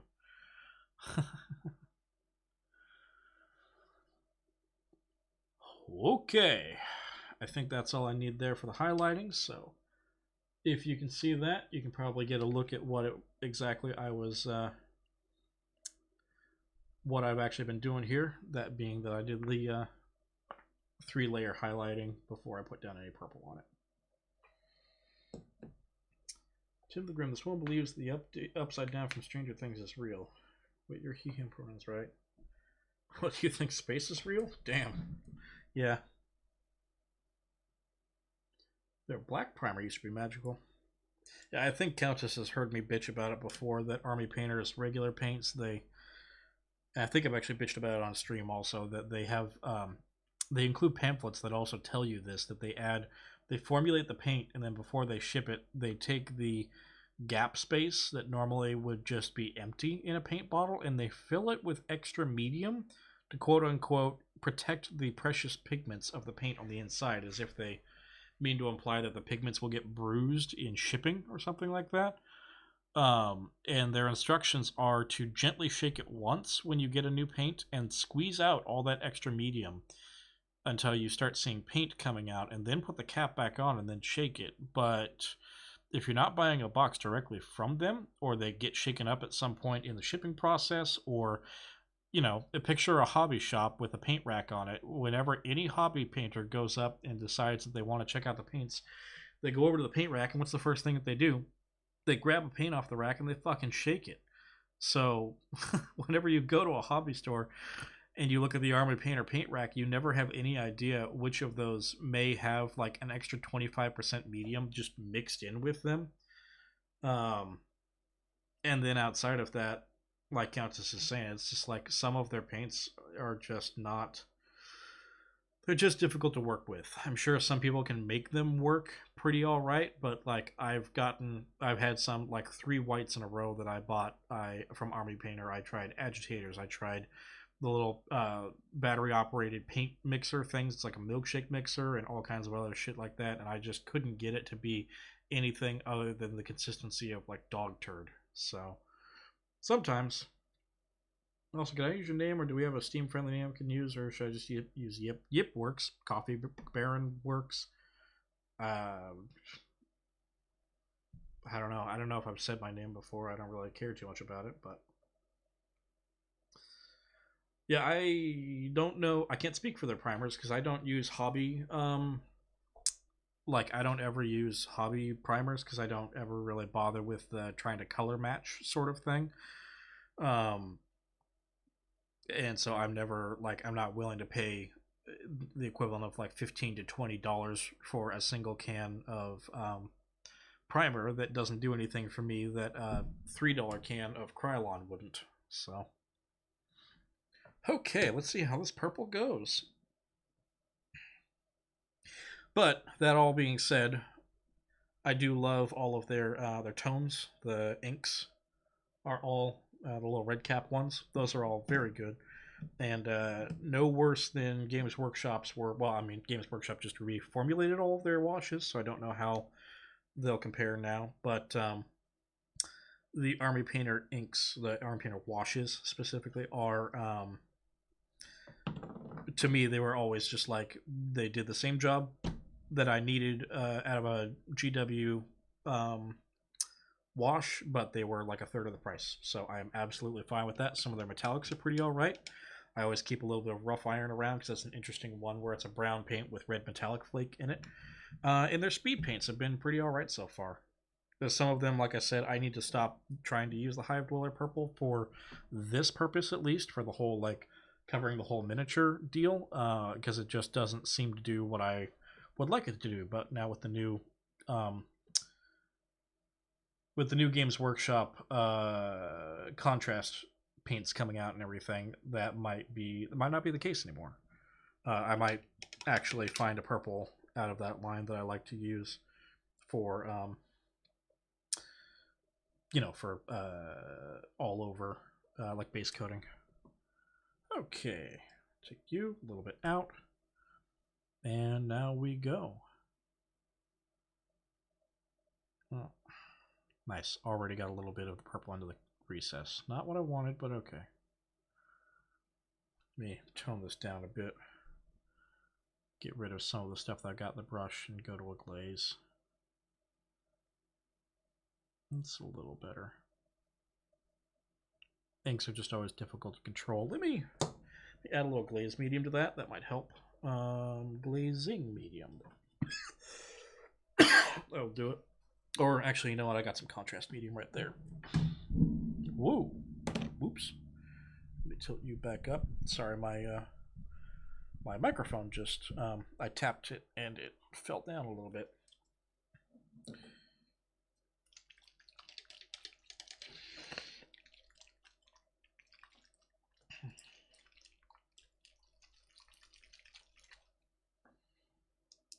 Yeah, you are right. It's kind of hard to fuck up a wash, especially when you're like a paint company doing it. It's one thing to fuck up a wash when you're just doing it in your own home. It's another thing entirely to fuck up a wash when you are a large paint company with an entire an entire like factory at your disposal. Okay, a little contrast medium mixed into that ink. Let's see how this does now. That's quite a lot.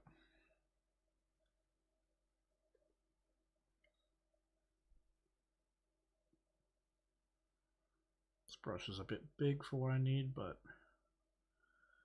and that thinned it out quite a lot. Might still work with a couple of coats though. But just to be on the safe side, I'll add a little more back in here. Thank you for getting me this. Yeah, it's the guy that makes these is an independent, kind of an indie company sort of thing. Just he makes these. He and a couple of other people sculpt these by hand. They're based off of historical fencing treatises.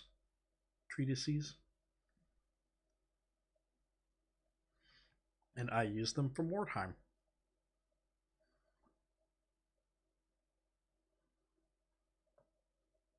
I'm just trying to mix up essentially trying to custom mix my own contrast paint with a purple ink. Ooh, I think we got something here. That's quite a bit better, I think.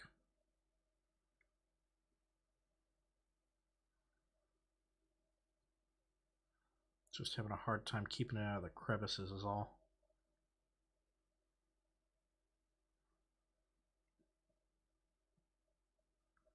But as before, I can always go back into the crevices later on. So no big deal.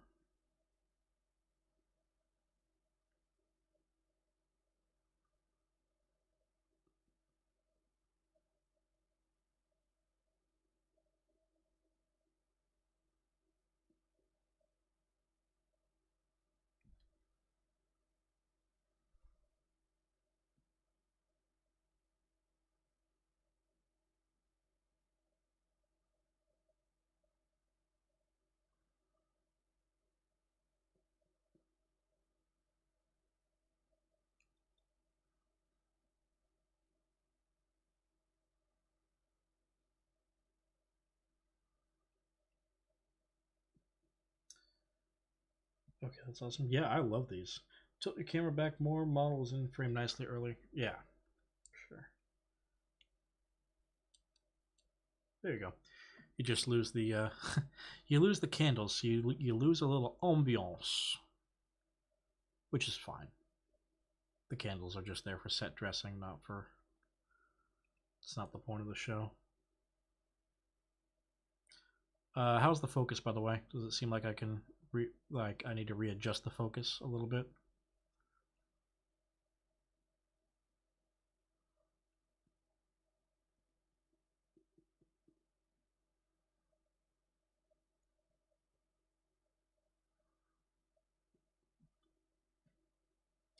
You missed the kitty. Bring back kitty. I can't. He's right next to me. He's all curled up shrimp cat style and sleeping. I'm not gonna disturb him for the time being.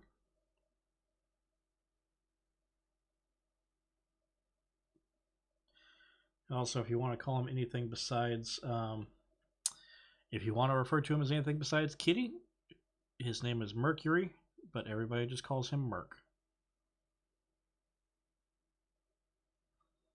So much so that I don't think he responds to Mercury anymore, honestly.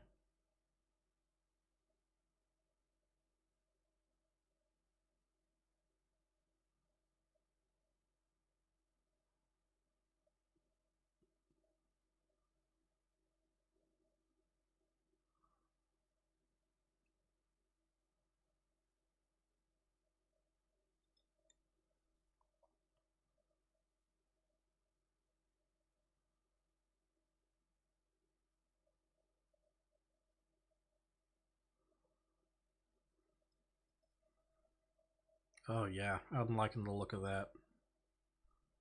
That purple on teal on the leg specifically, not on her torso.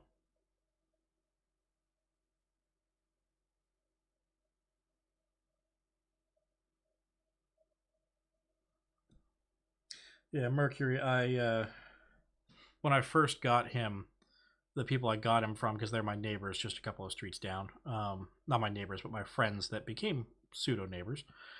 Uh, they joked that I needed to give him a hair metal name because he was loud and he wouldn't stop like yelling at them. And they knew that I'm into heavy metal and hair metal and things like that. And eventually I settled on Mercury because Mercury, being the messenger god, is also just kind of byway god of conversations and therefore arguments and yelling. Um, but also, it was sort of a tongue in cheek thing of the joke of cats are a liquid because they fill any vessel that you put them in, like a box or something similar. And the only kind of gray silver liquid that I'm aware of naturally at room temperature is mercury. So I was just like, oh, that's good. That's double good.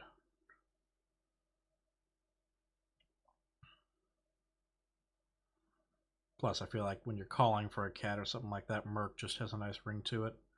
It's a good nickname. Easy for most people to remember.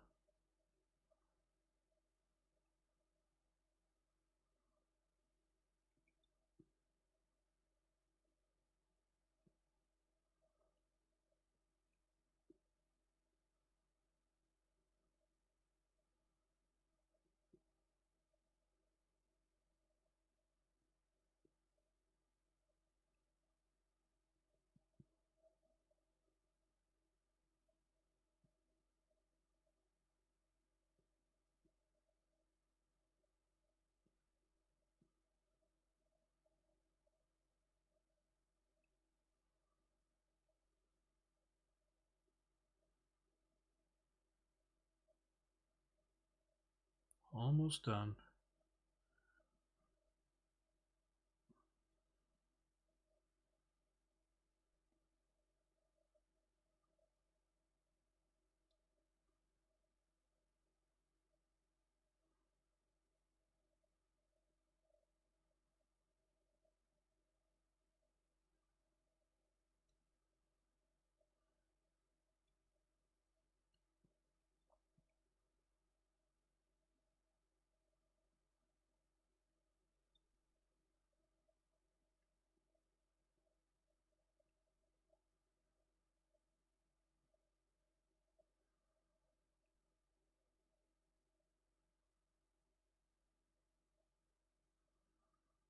Okay, now that I've got that all pretty much good, I just take this mostly unloaded brush and kind of glaze over all of them at least once, just to add a little more. First you get the lay down where it's all of the getting the color and tone, and then you go over a second time to add juice. This is how you make it juicy.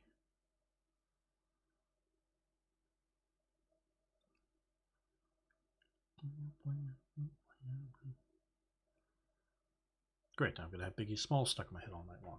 Fuck.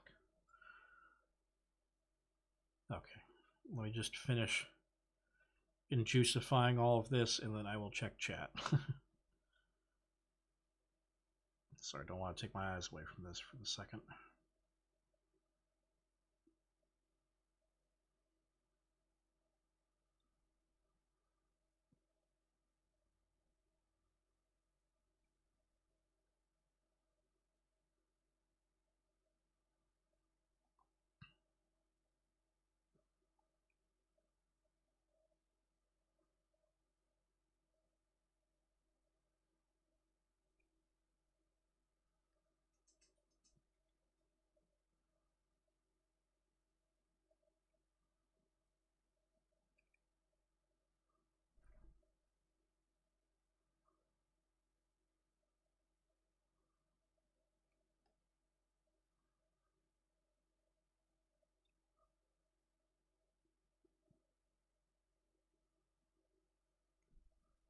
Okay, that's good. What do you think? How do those pant poofy things look to you guys? Put the camera a little bit, or the light a little bit, so you can kind of get a clearer look at it.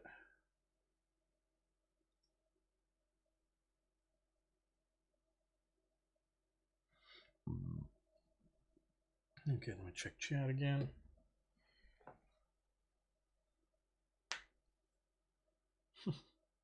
Ooh, Black Cat, I like Teen Titans. Her name Raven. Yeah. And you don't suit salt. You are pepper now.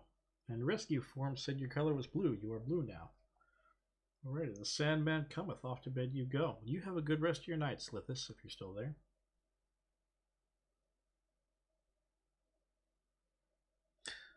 I don't think I have her anywhere that I can reach easily. I think she's inside of a case somewhere, but I actually have a miniature of Raven somewhere that I had one of my friends paint up for me years and years ago. I used her as a navigator in my 30k Solar Auxilia Force.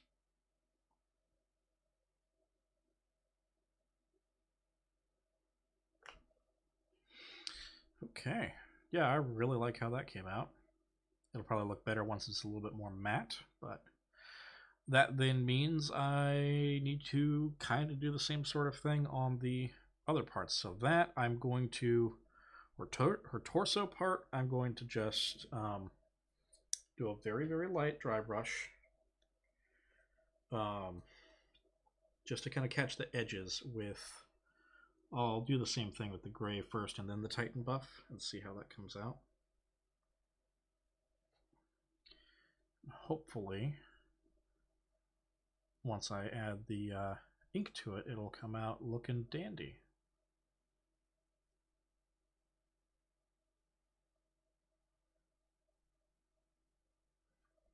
A little bit more.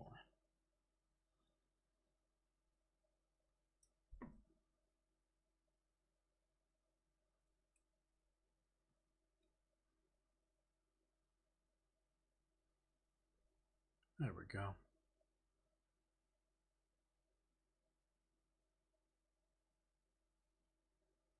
Just going for all those folds in the fabric.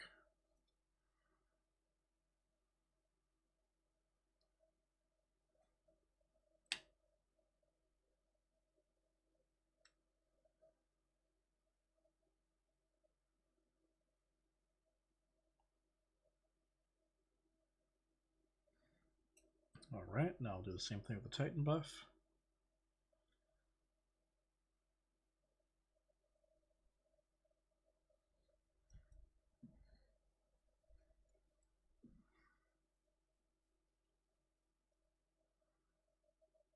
just go even lighter and hit the highest points. Or at least the points I want the most highlighted.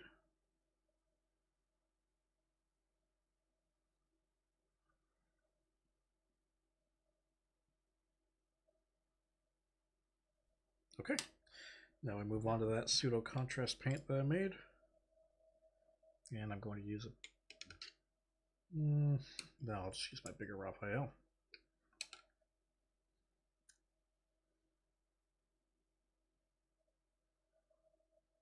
And let's see what this does.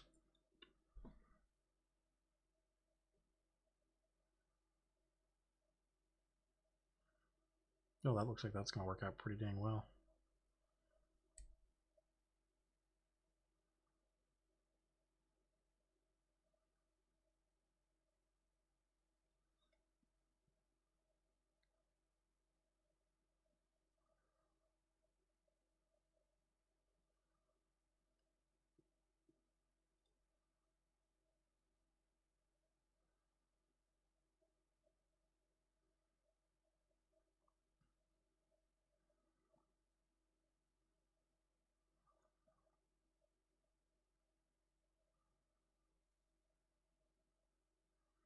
Okay, yeah, I like that. Plenty fine.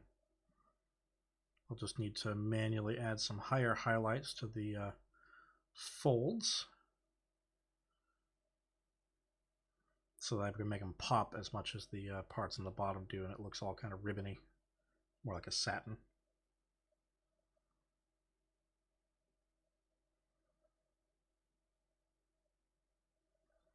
Let's see what happens when I add this to the chest also. Experimentation. That's just going to be white, so I think it'll be fine after I add a couple of layers. Yeah. It'll just be a little bit light for the time being, but 2-3 layers later, I'm sure it'll be fine.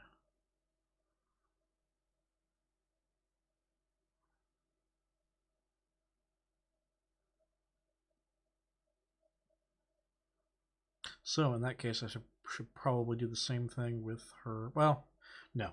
As the experiment, I'll let that dry, and then I'll try. I'll try several layers of the purple on her chest before I attempt doing that on the arms or anything like that.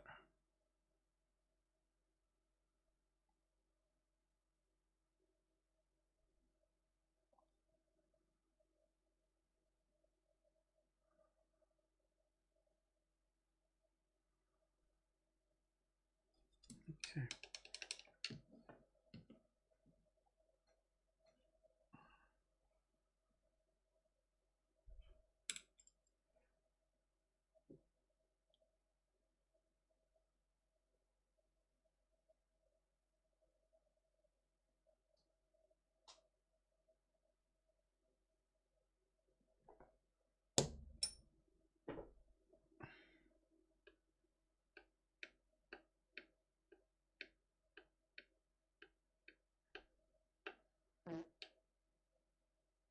Oh, hey.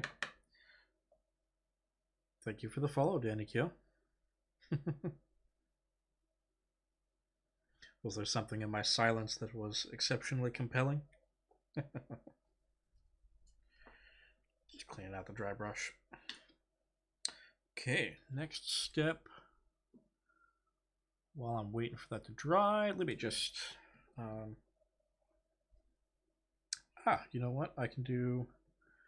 the Titan buff can go down onto her... go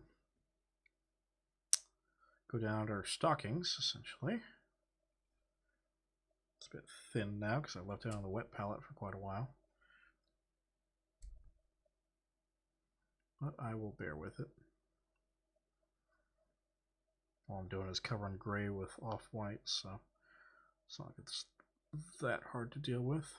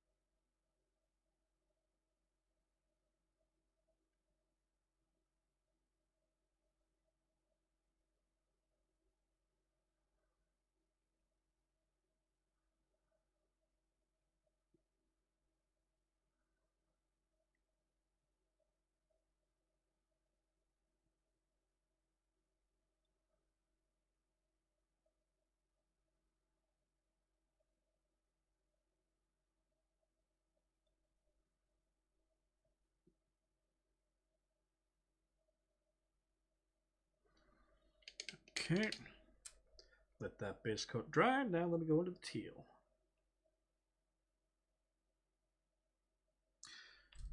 And hit those shoes with that teal.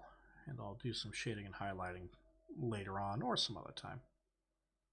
Just want to at least get that base coat down.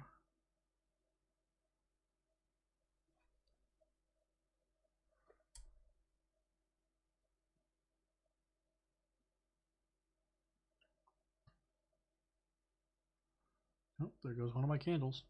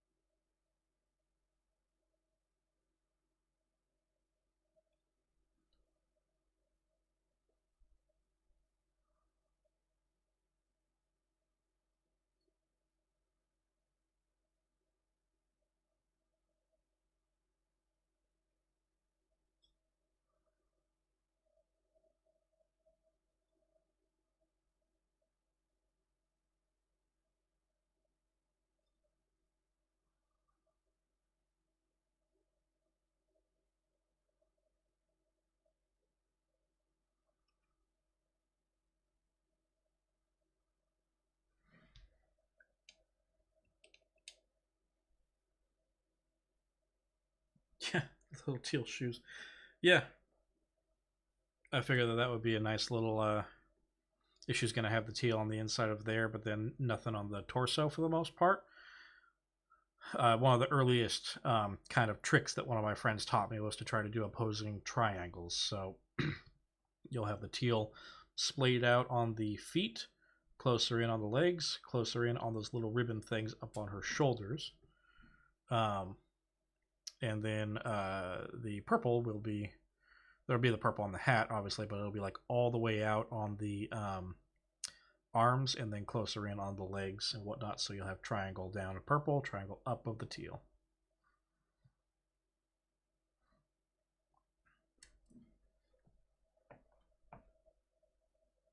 Okay, where do I go now? Let's continue testing the purple by applying another coat on the chest to see if it kind of brings it down. Yep, that's about the purple I'm looking for, honestly. So I'm absolutely going to use that. Let me just get a little more ink. 1, 2, 2 drops of ink and 1 brush full of contrast medium. And mix that together and see how that does being put onto the arms.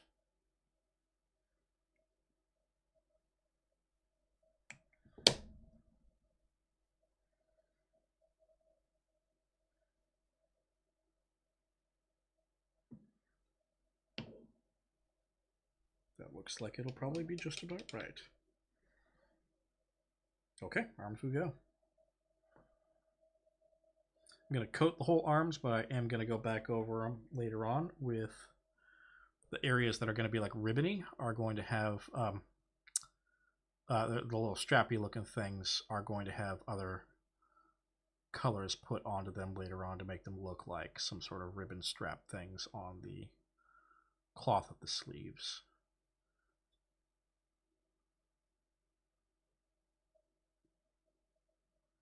But applying this will allow it to get down in all the cracks and crevices in between those.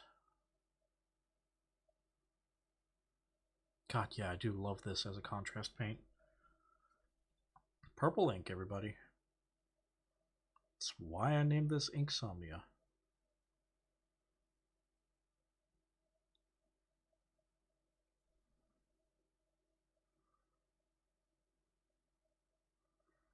Try to prevent too much pooling as well.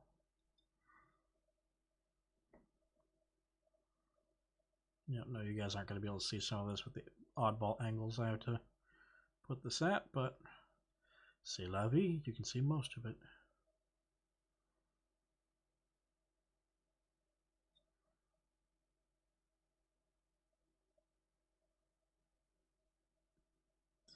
C'est la vie, say the old folks. It goes to show you never can tell.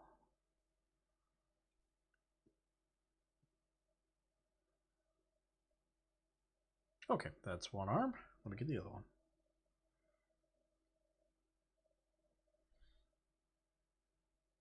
Oh, good night, TK. You have a good rest of your evening. We'll see you next time.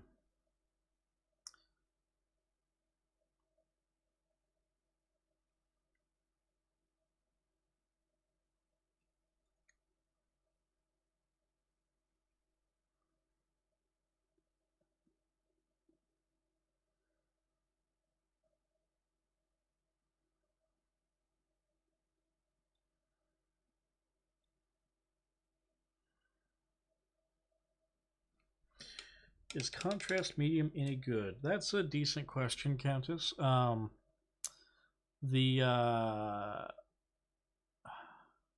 So that's kind of one of those questions where it just comes down to like, well, are you going to use it? My painting style, for the most part, when I'm doing things like this, relies very heavily on transparent paints like contrast, because I like doing the. I think I've recently heard people referring to it. I've been doing this particular painting method for like 3 or 4 years. No, probably about 4 or 5 years, because it was like a year before contrast came out. I was using watercolors, has some transparent paints. It's recently I've been hearing it called the slap chop method, where you prime something and then you do like a couple of progressive coats of dry brushing, and I do often some texture painting on top of it, and then you use transparent paints like contrast paints, inks, so on and so forth. And then if you need to, you do more texturing on top of that, and then more contrast on top of that. So you get multiple layers of stuff, and that's how I wind up with things like the skirt on this zombie lady, where there's all the little you can kind of see the texture that I added onto it by doing transparent paint and then texture, then transparent paint, and so on and so forth. Anyways, I use contrast paints all the time because of that, and similar types of paints. So what I predominantly use contrast medium for, which I haven't used it very much, so I'm certainly not a professional, haven't really extensively used it, but my use that I find very useful is I will take inks, the acrylic artist inks like the Dollar Roundy FW or Liquitex inks or something similar. I love those inks, but they are extremely watery, so depending on what I need to use them for, when I want to cover the entire area with them, often they would pool in awkward and strange ways that I don't want. So I will take contrast medium and add it to those inks, and it just gives them just a little bit extra body, so they grab a little bit more and they don't shift around as much. And that allows me to do things like you just saw me doing, where it's like, this is just contrast medium and an ink, and now I've effectively turned it into a contrast paint. So yeah, if you like using things like contrast paints and you want to use things that are more watery than contrast paints, it's a nice way to kind of like add a little bit of behavior manipulation to whatever the paints are that you happen to be using.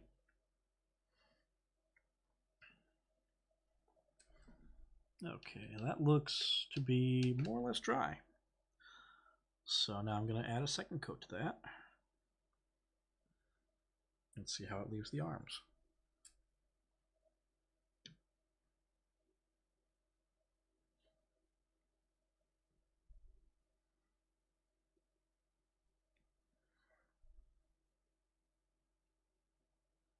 But this is not actually like a second coat, really. This is more just the same sort of thing I did down below, where I'm getting a brush that is mostly empty of the that sort of contrasty purple lake ink, and more or less just doing like a very heavy glaze over it to make it juicy. I really have no better way of explaining it than just that word. Adds saturation, adds more of that purple tone to it, blends all of the different varying levels of value together, kind of. Smooths things out a little bit. If it's a little too streaky, this will blend things together at least a little.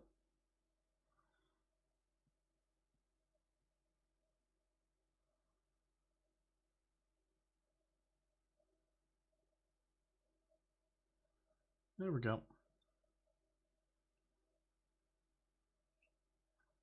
That's much more along the lines of what I was looking for. So yeah, there you are.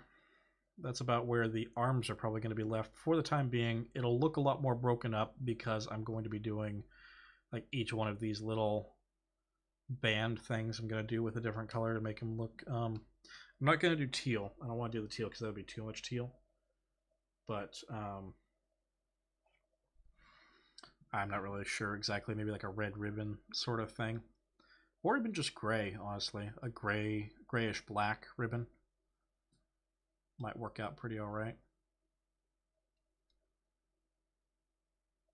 And this will also look a little bit better once I matte coat this miniature to knock down the glossiness of the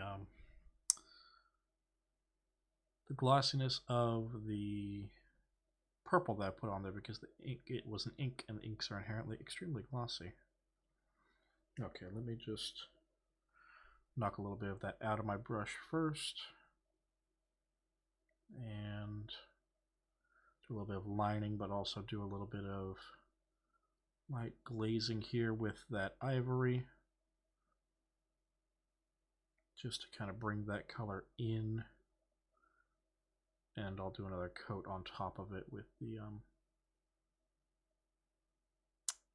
purple lake.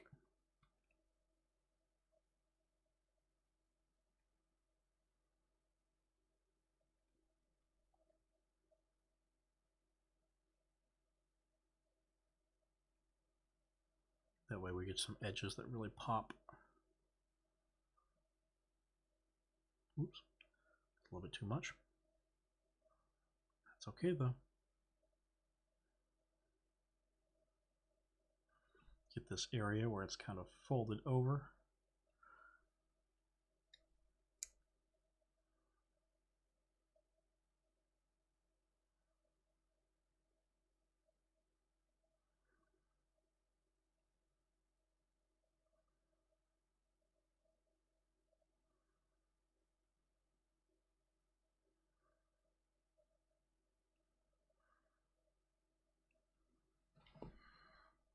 There we go. Oh, the shoulder also. That needs a little bit of extra definition.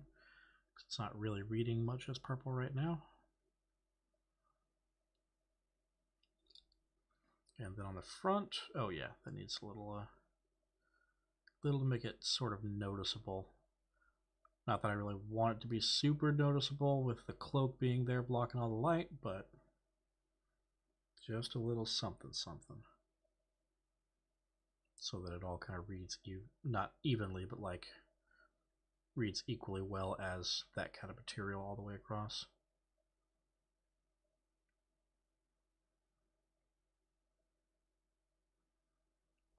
Okay. A little more. Red Ribbon Army. Is that a Dragon Ball Z reference? Or Dragon Ball reference?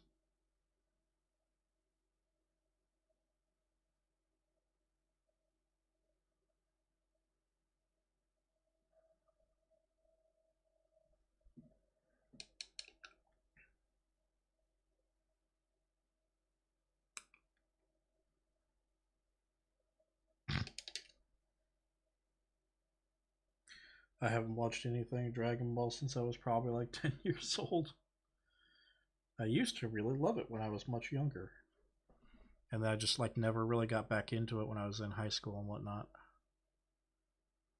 Just gonna do a very hard edge line on these folds. so that hopefully it pops extremely well with the purple to make it clear, like, hey, this is a satin colored thing that's got a huge fold here.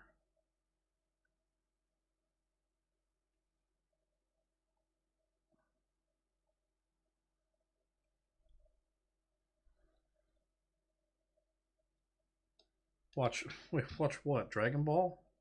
And Dragon Ball Z and all the other shit? How many episodes does that anime have? Isn't that one of the ones that has something stupid like 700 episodes? Like fucking Naruto and One Piece?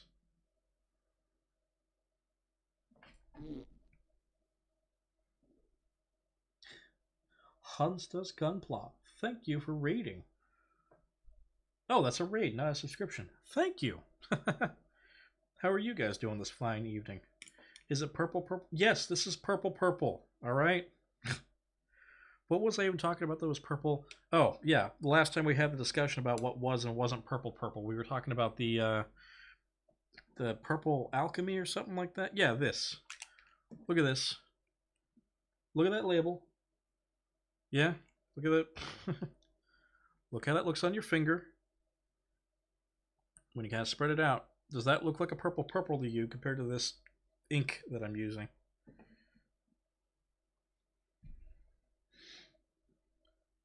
Well, Hans does Gunpla. Were you doing Gunpla before you decided to come in? I must know. If so, what were you doing? Or specifically, what Gunpla were you doing? Were you actually working on a Gundam of some sort? I haven't touched my Gundams in. I have quite a few Gundams out in my garage that I just haven't touched in a long time. Time for a little glazing.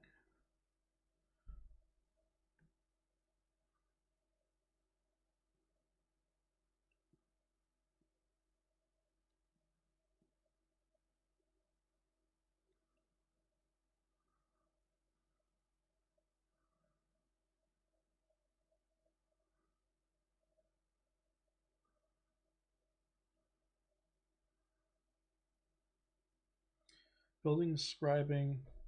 Building sand describing the HG ground. Ooh, that is a nice choice.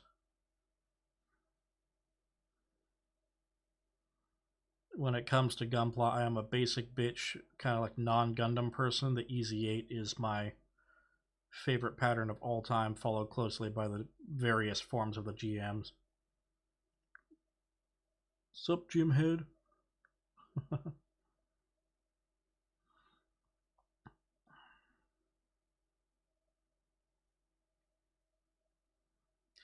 But I'm a sucker for military, where they treat the military hardware like actual military hardware. So, or mecha sci-fi, where they treat the hardware like actual military hardware instead of like super suits. So,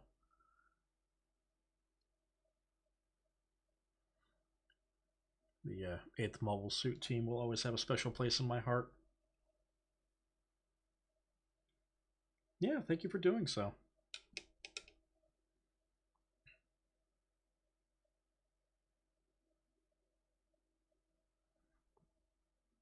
I will say, I did watch the entire original series and then started watching at least some of Zeta Gundam.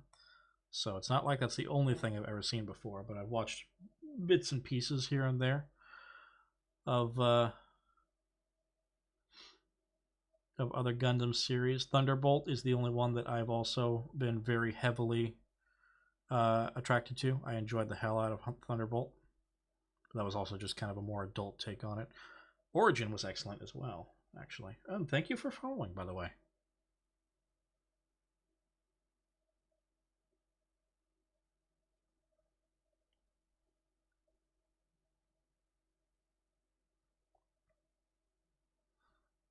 Just a little more, I think, on the purple.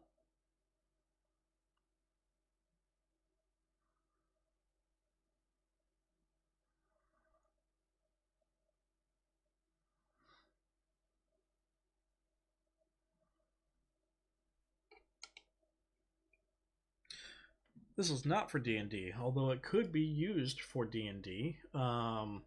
This is from Mordheim.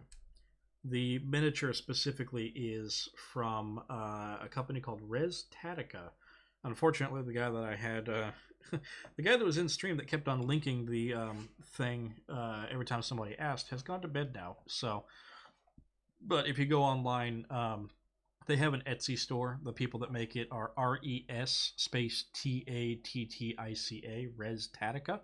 It's an independent, very small third party Italian company that hand sculpt these miniatures based off of 16th century, I believe,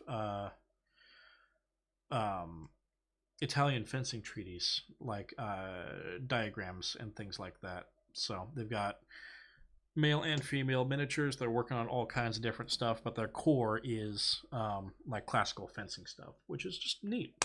So I thought that they would be very useful for.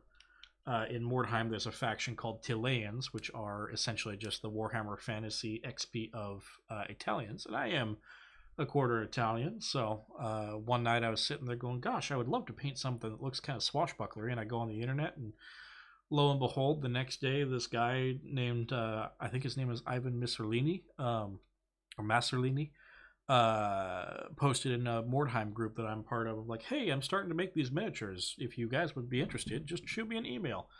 And I just started buying his miniatures. They've been very, very good quality so far. I've enjoyed them quite a lot. So, but yeah, for Mordheim purposes, Tileans are just Italian stereotypes after a fashion, with a little bit of tweaks put onto them. But they've got a thing for rapiers, daggers, cloaks, and so on and so forth. Very musketeer-y. So I like them quite a lot. I'm going to put down another layer on her legs really quick, because that dried and it is still very, very wet. So it's going to take a couple of coats, because doing ivory over anything is always a pain when it's not just another light gray.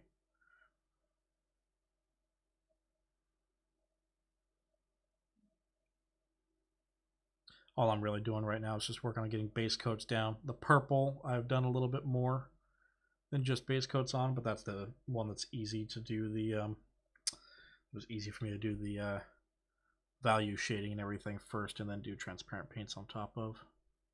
So that one kind of gets slightly more than base coated as a first step.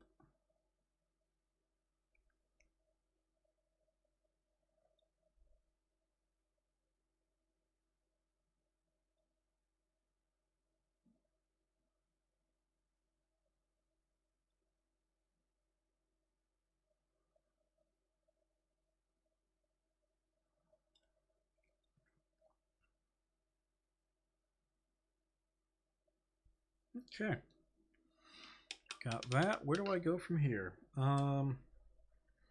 Well, her hat, I was thinking about making her hat purple, but gosh, that might be a lot of purple. I don't know if I want to make her hat teal, though. I could just go with a gray. Kind of like a felt gray, I suppose. That's gray hats are awfully Mordheimy. I've already got one person with a very, very poppy kind of hat, and I've got another one that's going to have like a pastel pink hat, so maybe I'll just go with the gray on this one. I'll, for the time being, leave it exactly as it is, because I can just hit everything else, and then that'll be fine on its own. The cloak, though, that's the one thing. The cloak that she's got in her arm, I haven't thought about what I wanted to do with that color-wise. I suppose that also could be gray. That wouldn't be too bad, I suppose, to have both the hat and the cloak gray. Little counterparts to the rest of it. Just to break it up a little bit, let me hit the grab that German gray, and I'm going to hit all of the parts that I want to be kind of ribbony. Make them look a little more like, at least just kind of cut up the, break up the purple, so that it doesn't just look like it's all purple, purple.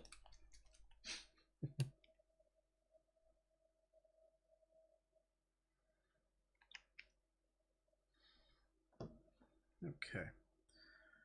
A little bit of German gray, that nice dark, cold bluish gray. Put that on these little ribbon things on her legs that look like they're kind of binding the fabric around the knee, or just above the knee.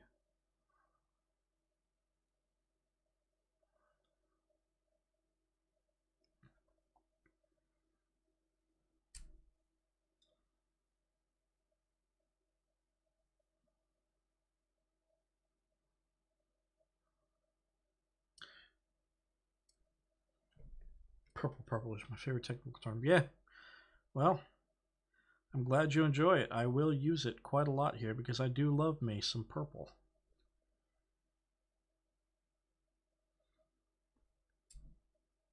Well, now that you're off work, you have a good rest of your day.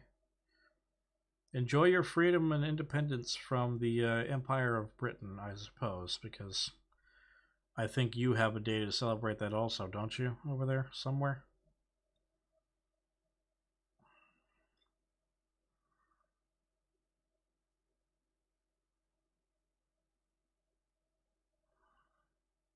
Is it even still 4th of July where I am? I don't think it is at this point. No, we're past midnight, so nope. Well, go celebrate the day after our Independence Day with some sleep. That sounds like about as good a way to do so as any. Have fun out there.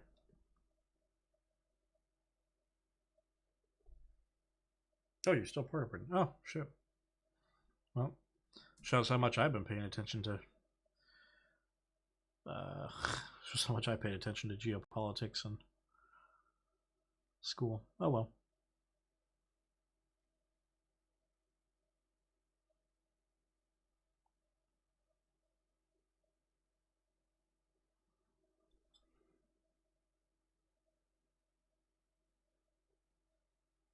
Let's see.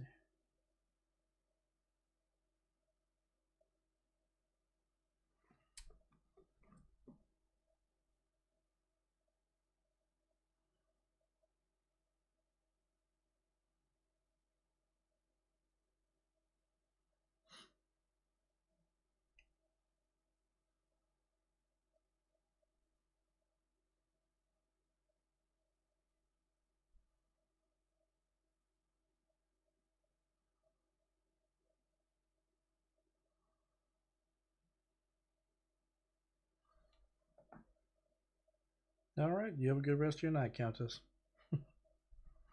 We'll see you some other time.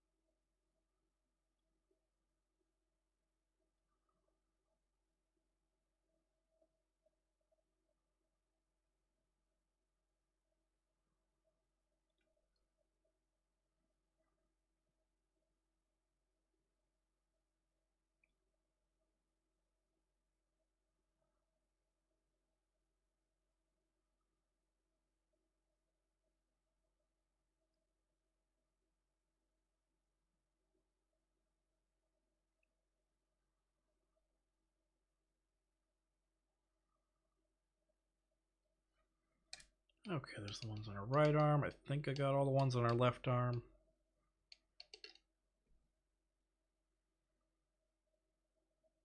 Did I miss any spots on the ones on our right arm? I don't think so. So now let me just put a little line around the inside of the ones on our leg. That ought to help out a little bit with adding some separation between top leg and bottom leg.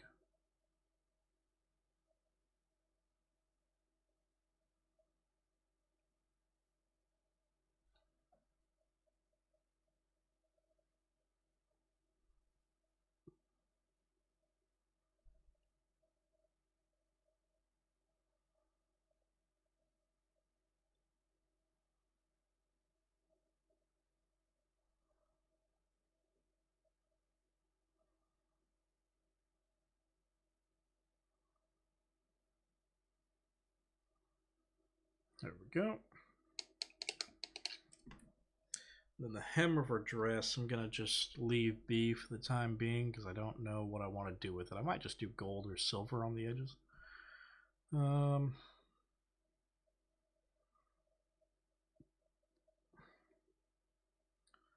Let's do... I think I'll do a saturated pink on the bow on her hair on the back. Just for funsies.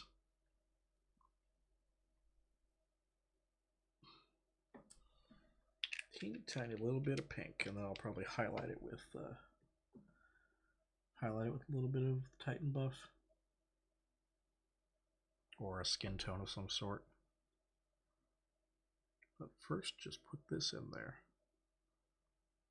It'll come out saturated at first, but then it'll wind up being a little more desaturated once it dries because watercolors are hyper matte.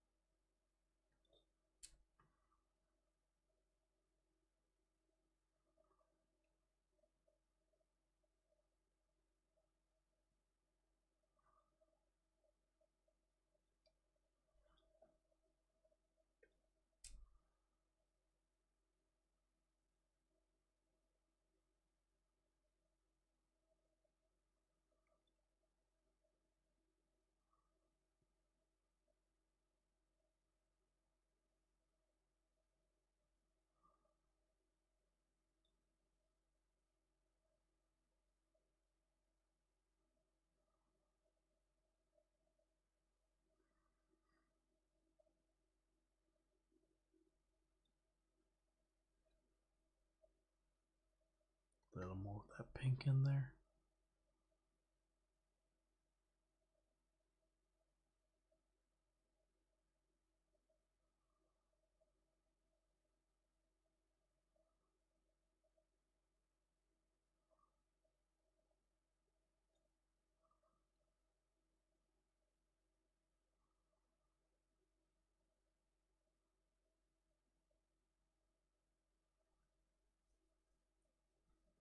There we go.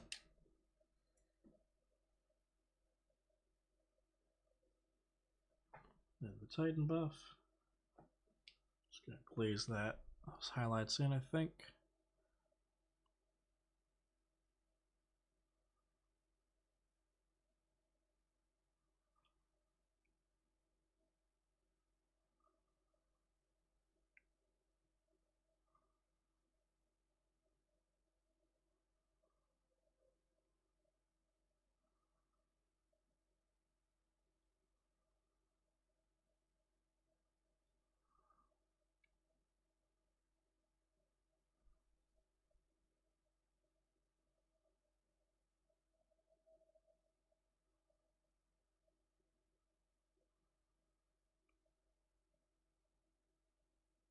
Yeah, there we go. That'll do. Good evening, Goten and Alia. Not a whole lot. How are you doing?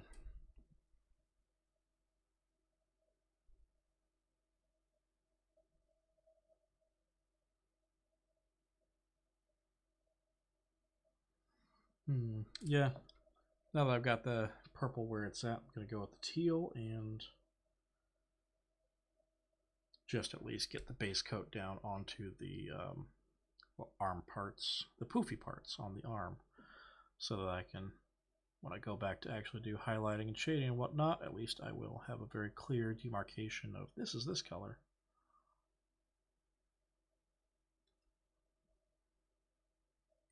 I'll leave that one down there alone because that's a little too far into the armpit. It'll be too dark down there. Whoops, getting a little bit of that teal in the hair accidentally. That's okay. Easy fix later on.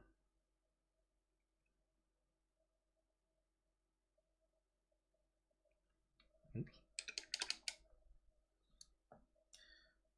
Doing okay. I miss mini painting, although I was one of those oddballs who use oils. I've been using oils recently. Not a ton, but mostly just on specific projects that I want certain effects on.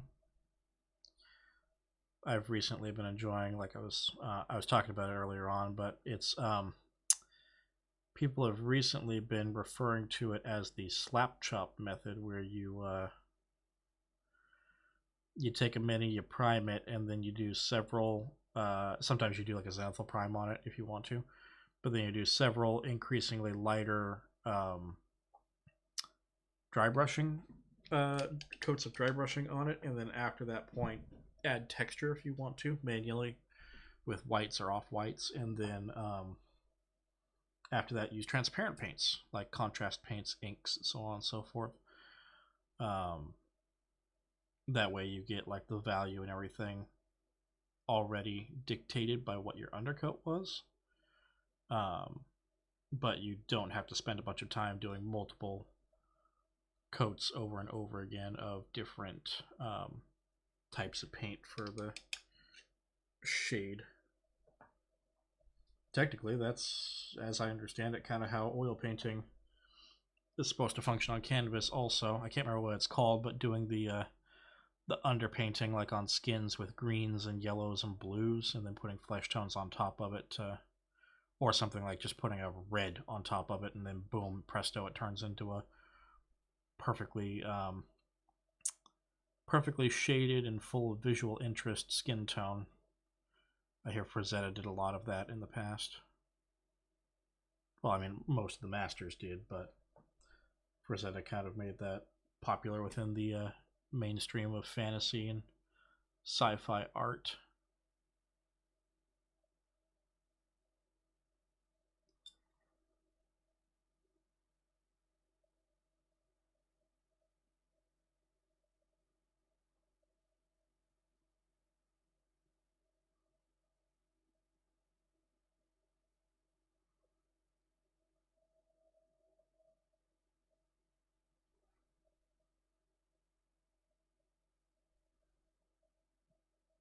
Transparency, translucency. Most people watching are probably not going to know the difference. And frankly, I technically don't either.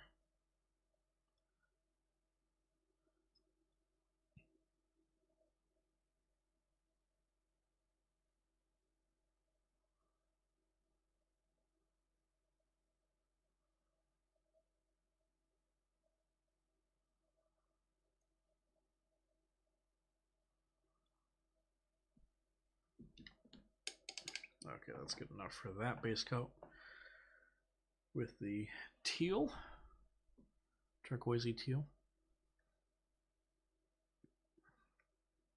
So like I said, keep in mind this will change its appearance quite a lot once I hit the once I hit it with a matte spray paint at some point. Transparent equals glass, translucency equals murky. Yeah. Okay. Yeah, I get what you mean.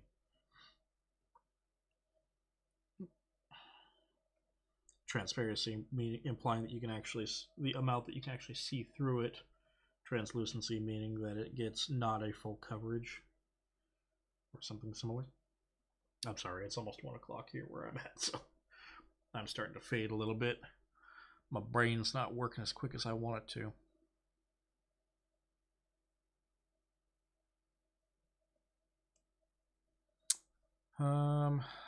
Still torn on what to do on the cloak and the hat. I might make. I'm still just gonna sit on the idea of making them gray, but I don't really know where I want to go with that.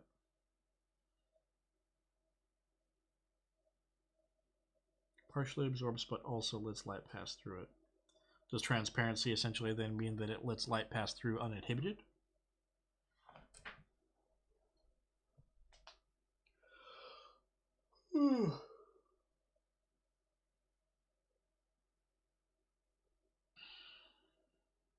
Okay, good to know. All that said, it's kind of a crapshoot when you're talking about miniature painting because most miniature painting lines do not differentiate between the two of them, so they will refer to their paints as transparent paints. Although I think that that is due in large part to the fact that I think that's due in large part to the fact that many miniature painting companies are not English speaking countries, and so they have to translate, and there's not always a very clear translation on that.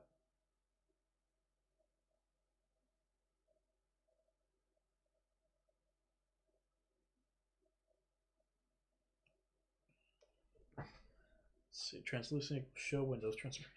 Yeah, yeah. Translucent equals show windows. Transparent equals Jeremy Clarkson's show windows.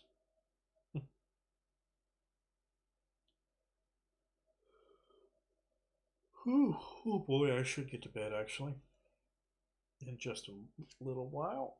I'll have to call that quits on. I think essentially quits on where I'm sitting on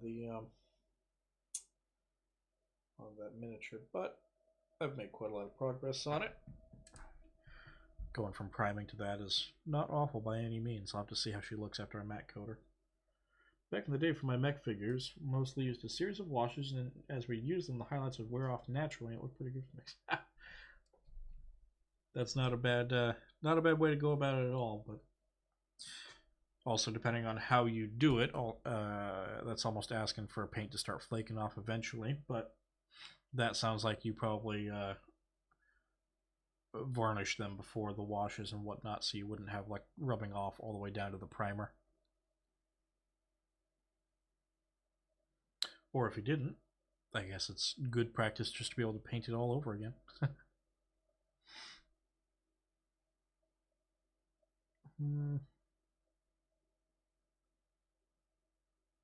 Can't really think of anything else I want to do with this, at least immediately. For tonight, I mean. Oh, enamel. Okay, never mind. But yeah, I think I'll leave that many for the evening. Next time that I come back, if I choose to pick that one up again, most of what I'll probably focus on is starting to go into the detailed highlights and things like that. Getting the adding highlighting the turquoise, especially skin tones and so on and so forth. The stuff that's just kind of basic at the moment. I would keep going, but I'm yawning so much that I think my body's trying to tell me that I need to take things easy and start getting ready for bed.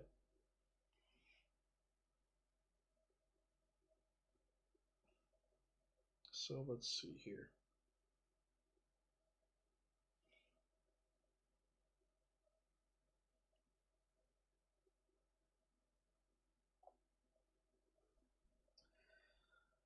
Sleep is for the weak. You are not wrong. We can all sleep when we die.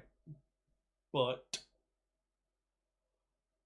I also have some elements of my job require me to be relatively apt and wrapped, and tomorrow I'm going to be doing work that involves people's payroll. So, of all the times in my job when I don't want to fuck up, it's usually most important to not fuck up when I'm handling someone else's pay. Because of all the things I want to do, giving someone the wrong amount of money is, giving one of our employees the wrong amount of money is very, very, very low on the list. I do not want to deprive them. Yeah. Yeah, easy TLDR. Don't screw with money.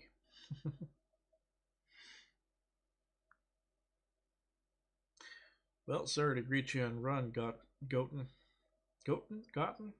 Alia. But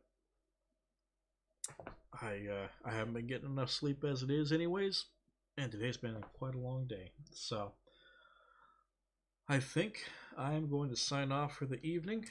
Just get these put out in the place where they're supposed to go. But that's the way it is. And I hope you all have a wonderful rest of your evening as well. If you're not home, make it home safe. If you are home, have a safe evening and try not to get catch the house on fire with fireworks and whatnot. Let me just kind of turn this back down again. Get things easy to go. And then, oops, that was the wrong way. There we go. Double check, make sure I have my camera set up correct for the next time I do this. And flick that on over. There we go. All right. You guys have a good rest of your evening. Good night, all.